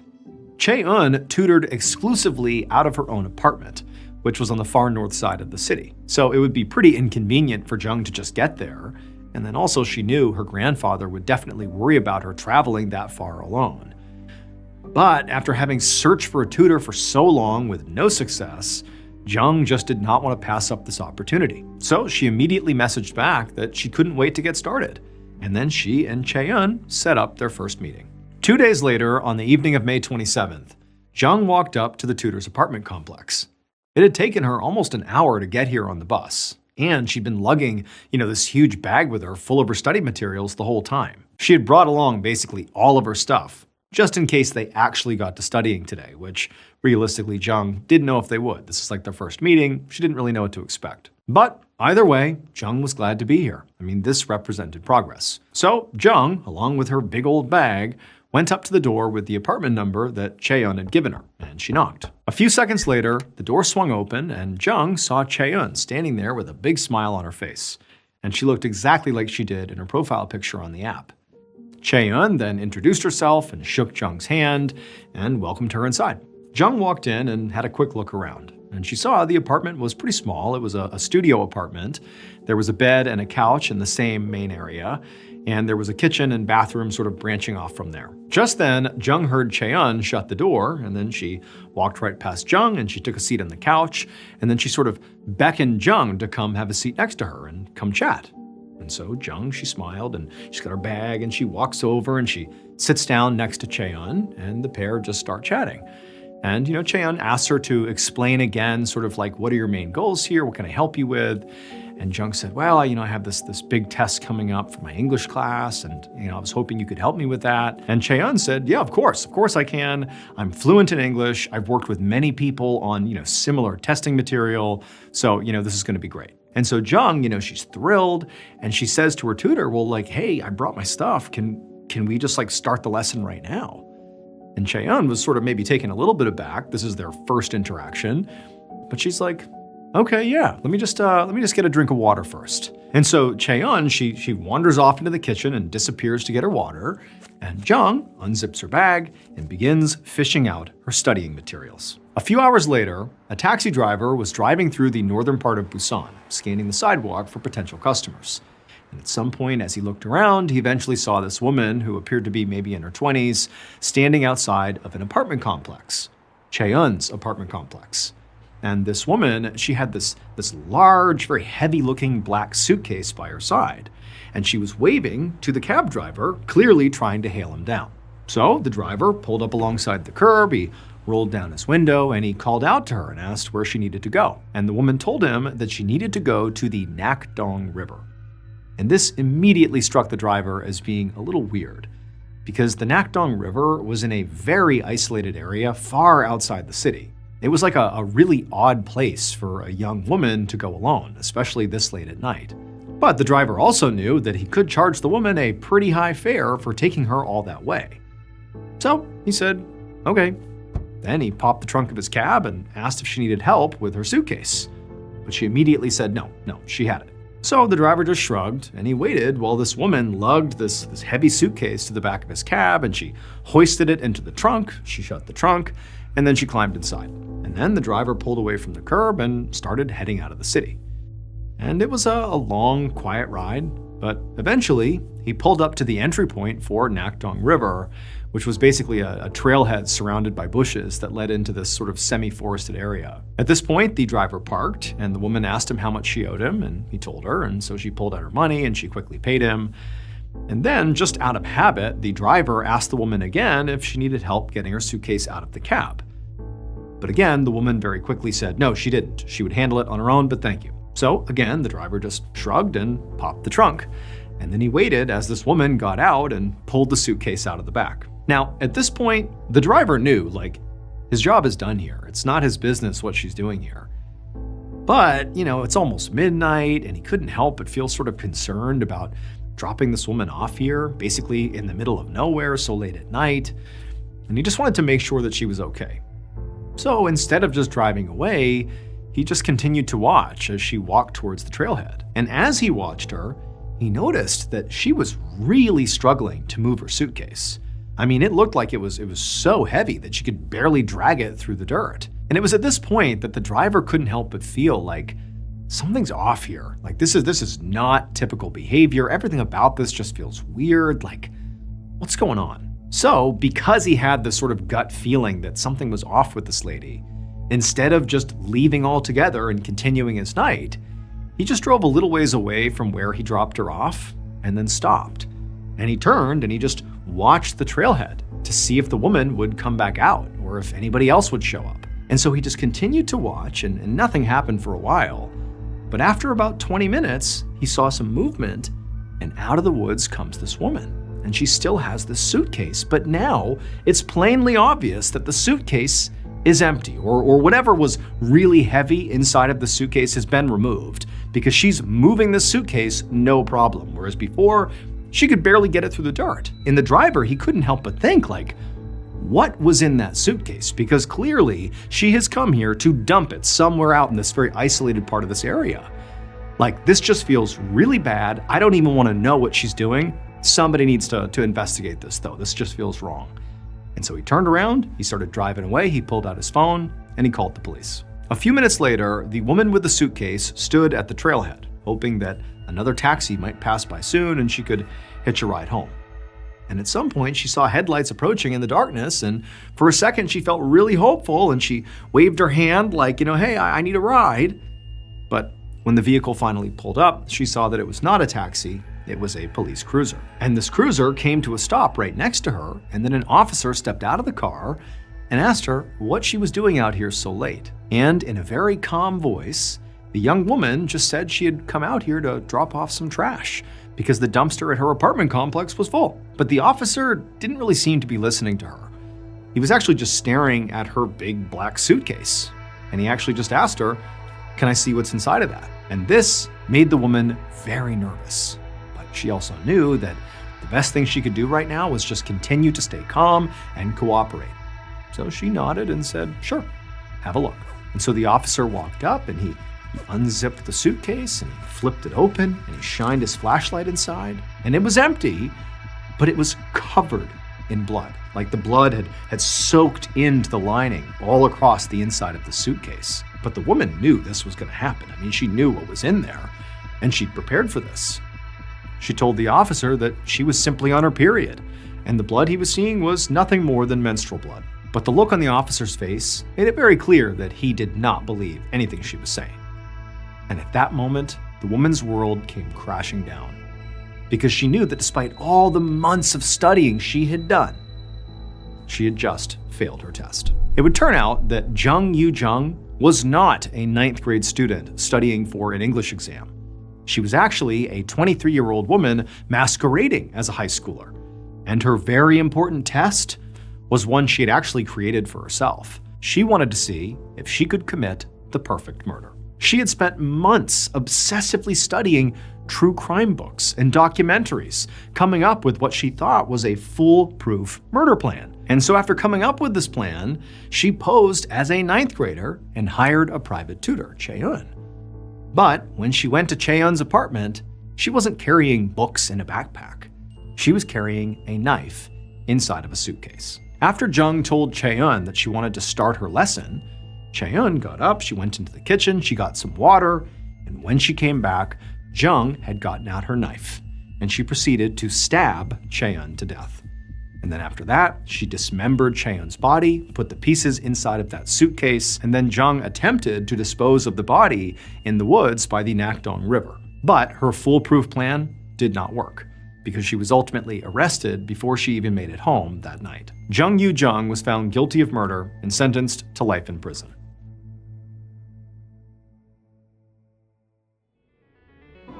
Everyday life is full of moments that you plan for, and also moments that just happen, often when you least expect them. Whether it's part of your normal routine or something unexpected, Amazon is where you go for everyday essentials, making shopping simple and dependable. From running out of household basics to last-minute surprises, Amazon's great deals and low prices on everyday essentials make it easier to handle whatever life throws your way. Everything is in one place, so there's no extra stress or jumping through hoops when time is already tight. Whether it's something you buy regularly or something you suddenly realize you need right now, Amazon makes it easy to find what you're looking for quickly and at a price that feels good. It's straightforward, dependable shopping that makes everyday moments feel more manageable with less stress, fewer steps, and more confidence that your money is well spent. Shop Amazon and save on essentials. Save the everyday.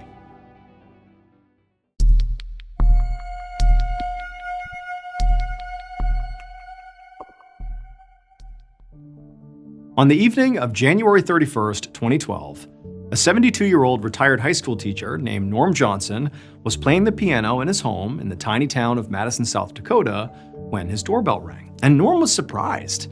I mean, not because, just somebody had shown up at his house. I mean, the reality is getting unannounced visitors was not totally unusual in his household.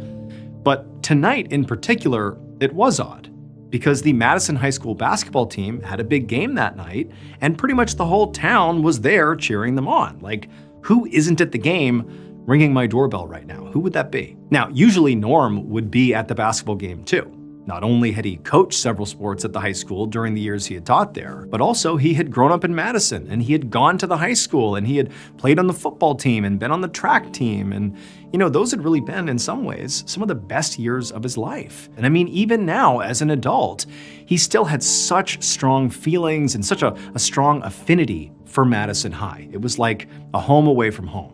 But despite all that, Norm had chosen not to go to the game tonight because he had just had a long day of meetings for the local boards that he volunteered on, and just in general, he felt like he just needed some time home to relax. And so before he got up, Norm called out to his wife, Barb, who was in their kitchen, and he just asked, hey, do you have any idea who's at the door right now? And she yelled back, no, I have no idea. So Norm got up from the piano and went to the door to answer it. When he opened the door, he saw a very unassuming man with gray hair and a beard who was standing out on the doorstep. Norm didn't know who this guy was, which was also just kind of odd, because again, Madison is like a really small town, pretty much everybody knew each other. But before Norm could ask him who he was or what he wanted, this guy asked Norm, "Are you Norm Johnson?" And Norm said, "Yeah." And then, without another word, the man raised a pistol he was holding and he fired. An hour later, Madison Police Sergeant Justin Meyer parked his car outside of a little brown house that was now cordoned off with crime scene tape. Meyer had been totally shocked when the dispatcher had called him to tell him what had happened here, both because there hadn't been a murder in Madison in almost 100 years, and because Sergeant Meyer knew the victim, Norm Johnson. And so now, Meyer walked up to the house and stepped over a huge puddle of blood right inside the front door, and then he found Norm's wife, Barb, sitting on the couch with a blanket wrapped around her shoulders. I mean, she looked like she was clearly in shock. Around Barb on the walls were all these old photos of her and Norm. And some of these photos clearly dated back to the 1950s when they had been high school sweethearts.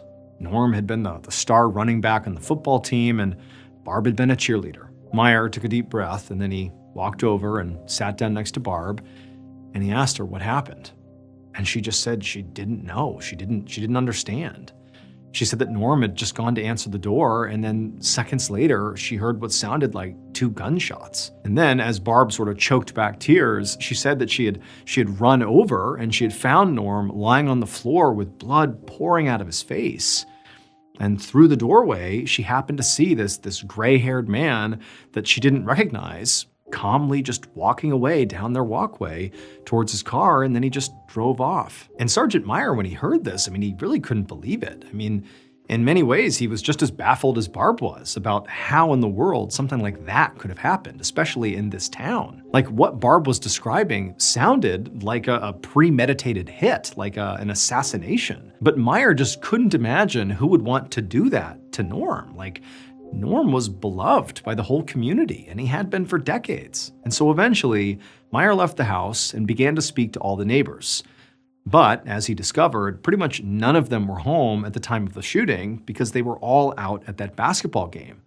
And then also Meyer discovered that nobody in the area had security cameras outside their houses. And so nobody had captured any images or video of the crime.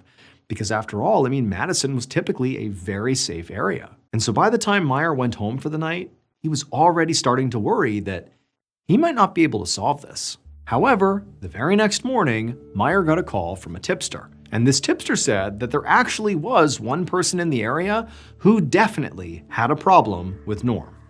That was a 73-year-old man named Carl Erickson. And at first, when Meyer began asking some basic follow-up questions, he just couldn't understand how this Carl guy could even be a suspect. I mean, he lived over an hour away in a different town. He was like a retired insurance officer with no criminal record. Like, how in the world would he be the guy that's, assassinating Norm? That just didn't make any sense. There was no clear connection. And then also there was just the fact that as people, they couldn't have been more different. Like, they definitely would not have overlapped in society.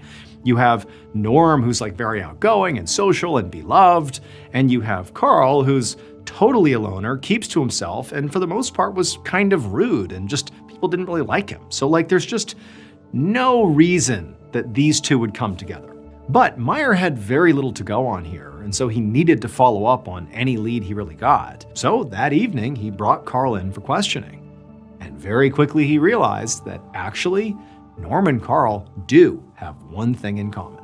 It would turn out Carl and Norm had gone to the same high school. Carl had grown up in Madison before he moved away. And the past 50 years of both of their lives had largely been defined by who they were as teenagers in high school. But while high school had been Norm's glory days, Carl had a very different experience. He had been an outcast who basically, at best, nobody really paid attention to. And so while Norm is like the star of the football team dating the cheerleader, Carl had actually served as the football team's student manager, who basically ran errands for the coach and assisted from the sidelines. Deep down, Carl was deeply jealous of Norm specifically. I mean, he was popular, he's this jock, he's got all the things that he wanted but really couldn't achieve. And then one fateful day in the locker room after a practice, someone had come up behind Carl and put a jockstrap on his head as a kind of awful prank. And, Carl was not totally sure who did it, but over time, he became convinced it was Norm. Now, over time, the people who were involved in that prank, the football players, they just kind of forgot about it. And in fact, many of them sort of forgot about Carl himself. But Carl never forgot the humiliation. He stewed about it for more than 50 years before his anger finally boiled over and he decided it was time to get his revenge. So on January 31st, 2012, he drove to Norm's home and he shot him in the face. A few months later, Carl pled guilty to second-degree murder and he was sentenced to life in prison.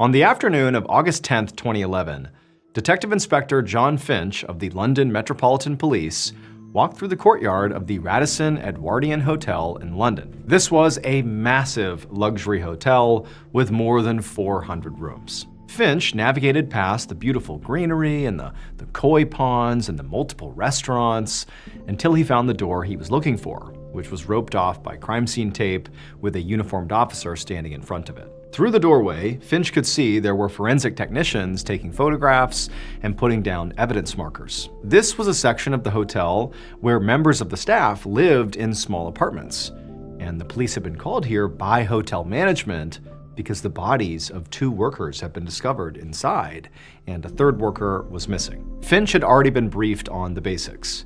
The 2 dead were a woman named Alice Adams, who was 20, and a man named Tibor Vass, who was also age 20. And they both had been at the same party in the apartment they were found in the night before. Tibor actually lived in this apartment, and it was actually his roommate, a 31-year-old man named Attila Band, who was the missing 3rd worker. And this was basically all the police knew at this point. They didn't even have a theory yet on whether the missing Attila was another victim or the killer. They really just didn't know. And so now Finch greeted the officer who was at the door and introduced himself and showed his credentials, and then he ducked under the crime scene tape. And before long, he found himself standing in this small living room type area where the first victim, Alice, was lying in this massive pool of blood on the carpet. She was wearing a shirt, but no pants, but she did have underwear on, and she had a couch cushion that was placed over her face, and there were stab wounds all over her body. One of the forensics techs warned Finch to be careful where he stepped because there was so much blood all over the floor, they didn't want Finch to step in it.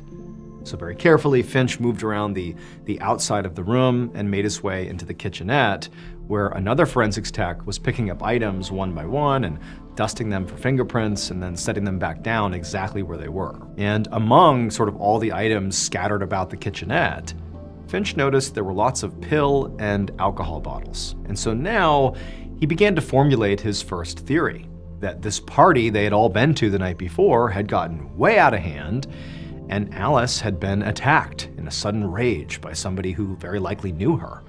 Her missing pants suggested a possible sexual element, and the sheer number of stab wounds on her body and the amount of blood spatter really did suggest the killer was in some sort of a frenzy. The cushion that was found over Alice's face suggested that after the killer had sort of calmed down after the murder, maybe they had felt guilty and couldn't bear to look at what they had done, and so they covered her up. To Finch, this basically felt like a substance-fueled crime of passion. However, when he stepped into the bedroom, the scene inside of there told a totally different story. On the bed was Tibor Vass, the second victim, and he was completely naked, and he had been very carefully posed in this strange position where he was on his back and his knees were bent. It was immediately obvious to Finch that Tibor had not been killed here on this bed.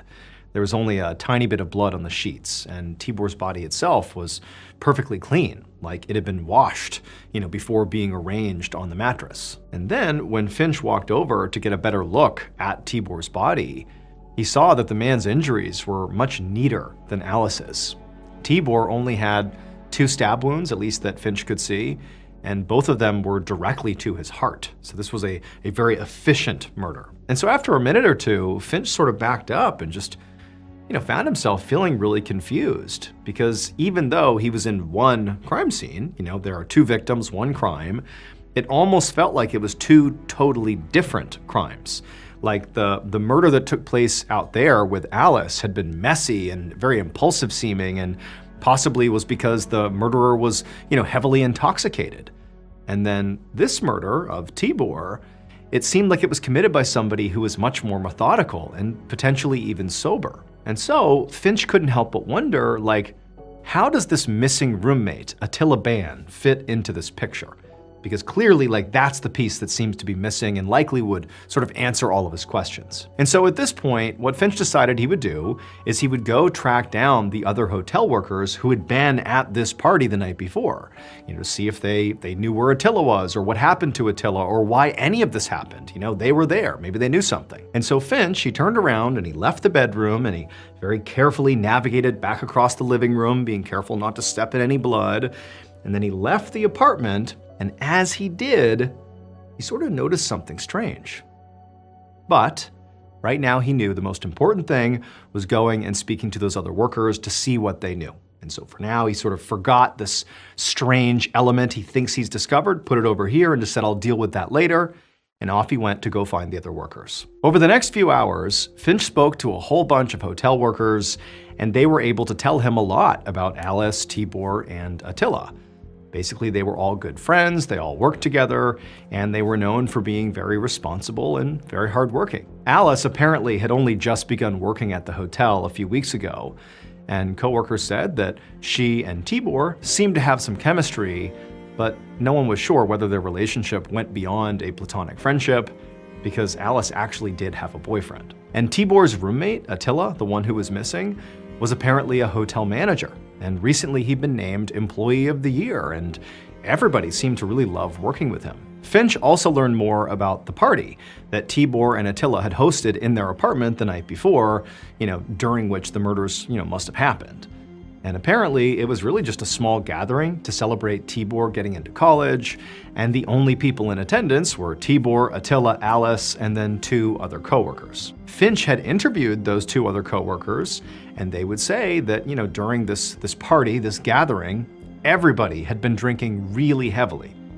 But they insisted that it was a calm night without any conflicts or fights. And they both said that when they left the party, Alice and Tibor and Attila were all alive, awake, and totally fine. And so this information certainly seemed to suggest that Attila did it. I mean, he was the most obvious one that could have committed these murders. The 3 were left alone, 2 wind up dead, the 3rd is missing, Attila. But Attila, despite the fact he was missing, which did sort of make him very suspicious, beyond that, he was like this unbelievably sweet guy who had no problems with anyone. He was like the Employee of the Year.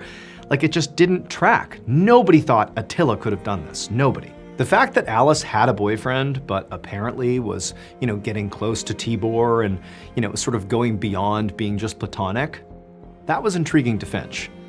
Coworkers said Alice, flirted with Tibor a lot, and Finch thought it was definitely possible that maybe the boyfriend had come to the apartment and found Alice and Tibor together being sort of inappropriate and killed them out of jealousy. It felt like a very possible theory. However, that would explain why Alice's body was in the state it was in, but that theory would not explain why Tibor's body had been posed in such a bizarre way, or also what happened to Attila, like where's Attila? Now, Finch knew that all day his team had been pulling surveillance video from around the hotel.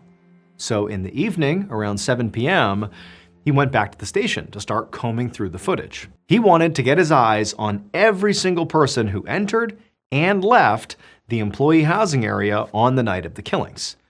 The hotel really was covered in cameras, and odds were the killer would be somewhere on those tapes. But later that night, when Finch finally got to the end of all the footage he was given, he was baffled. So the surveillance video didn't actually show the doorway to Tibor and Attila's apartment. It just showed the area around the building that contained the apartment. So Finch could only see who entered and left the building, not the individual apartment. So that was a limitation, but he could see Tibor and Attila and Alice and those other 2 party guests enter the building before the party, and he could see those same 2 party guests leave hours later, at almost the exact time they had told him they left. There was no sign of Alice's boyfriend at all, which meant he very likely was not the killer. Otherwise, you'd see him somewhere on this tape and he just was not there. And so as disappointing as that was, it, made sense and it at least sort of progressed the case. But Finch is also thinking, like, the thing the footage also doesn't show is what happened to Attila. Where is Attila? On the morning of August 12th, so 2 days after the bodies were found, Detective Finch went back to the apartment, now with his team of detectives. Attila, at this point, was still missing. Nobody knew what happened to him. And that was actually why Finch was back here with his team. He wanted to take a second look around, not just the building and the apartment, but really the whole area. Because they had traced Attila's phone, and it was pinging off a cell tower right next to the hotel, as if he was still here. But, keep in mind, by this point, police have searched the whole grounds, including every room, all the closets, all the utility areas. They've looked everywhere on this property, and they have not found a trace of him. But Finch thinks, what else can I do but just keep on looking? So now, Finch and his team greeted the officer, who was still standing guard by the crime scene door, and the officer let Finch and the other investigators in. And pretty much the second Finch stepped back inside this apartment now for the second time, he knew something was off. Finch had been staring at crime scene photos for the past 2 days obsessively, and as a result, he really had a good feel for how this place had been left. Because remember, when they take photos and when they, dust for prints and all that, they try to leave the scene exactly the way it is because it's all evidence until, the case is solved. But as soon as he walked in, he saw there was a vodka bottle that clearly had been moved. And his first thought is are you kidding me?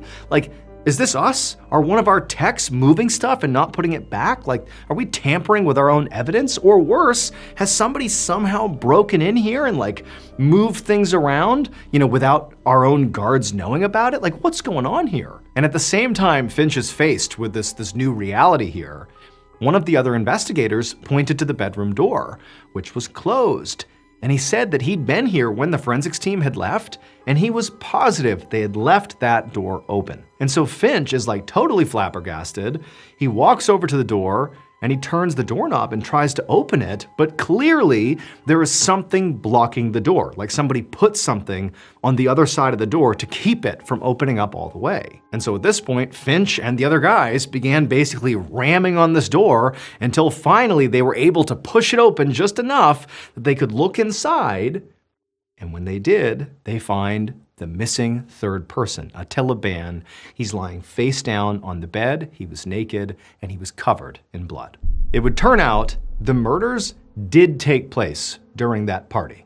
The killer was there with Alice, Tibor, and Attila.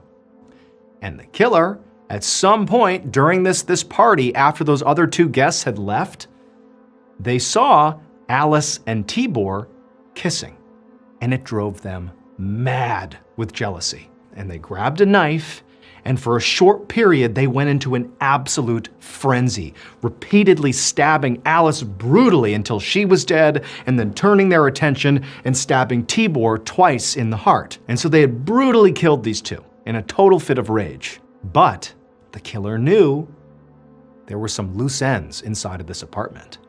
And so very carefully, they slinked their way into the bedroom, and with that same knife they had just used to kill those two, they cut open the side of the mattress, and they crawled inside, and they waited. When Detective Finch first left the apartment, that first time he was there, and he's leaving to go speak to the hotel workers, when he opened the apartment door and he began to leave, he stopped because he noticed something weird.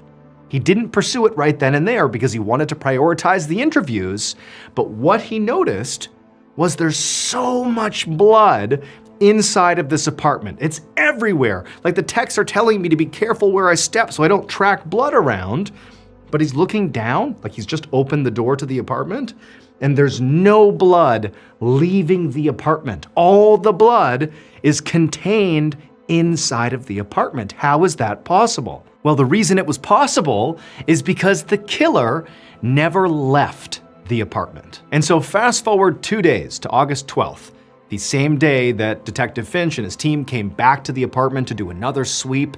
So earlier that same day, the killer is still inside the mattress, but they know now they have to deal with Attila. And so very carefully, the killer slides out of the mattress they've masterfully been hiding in for the past 2 days undetected.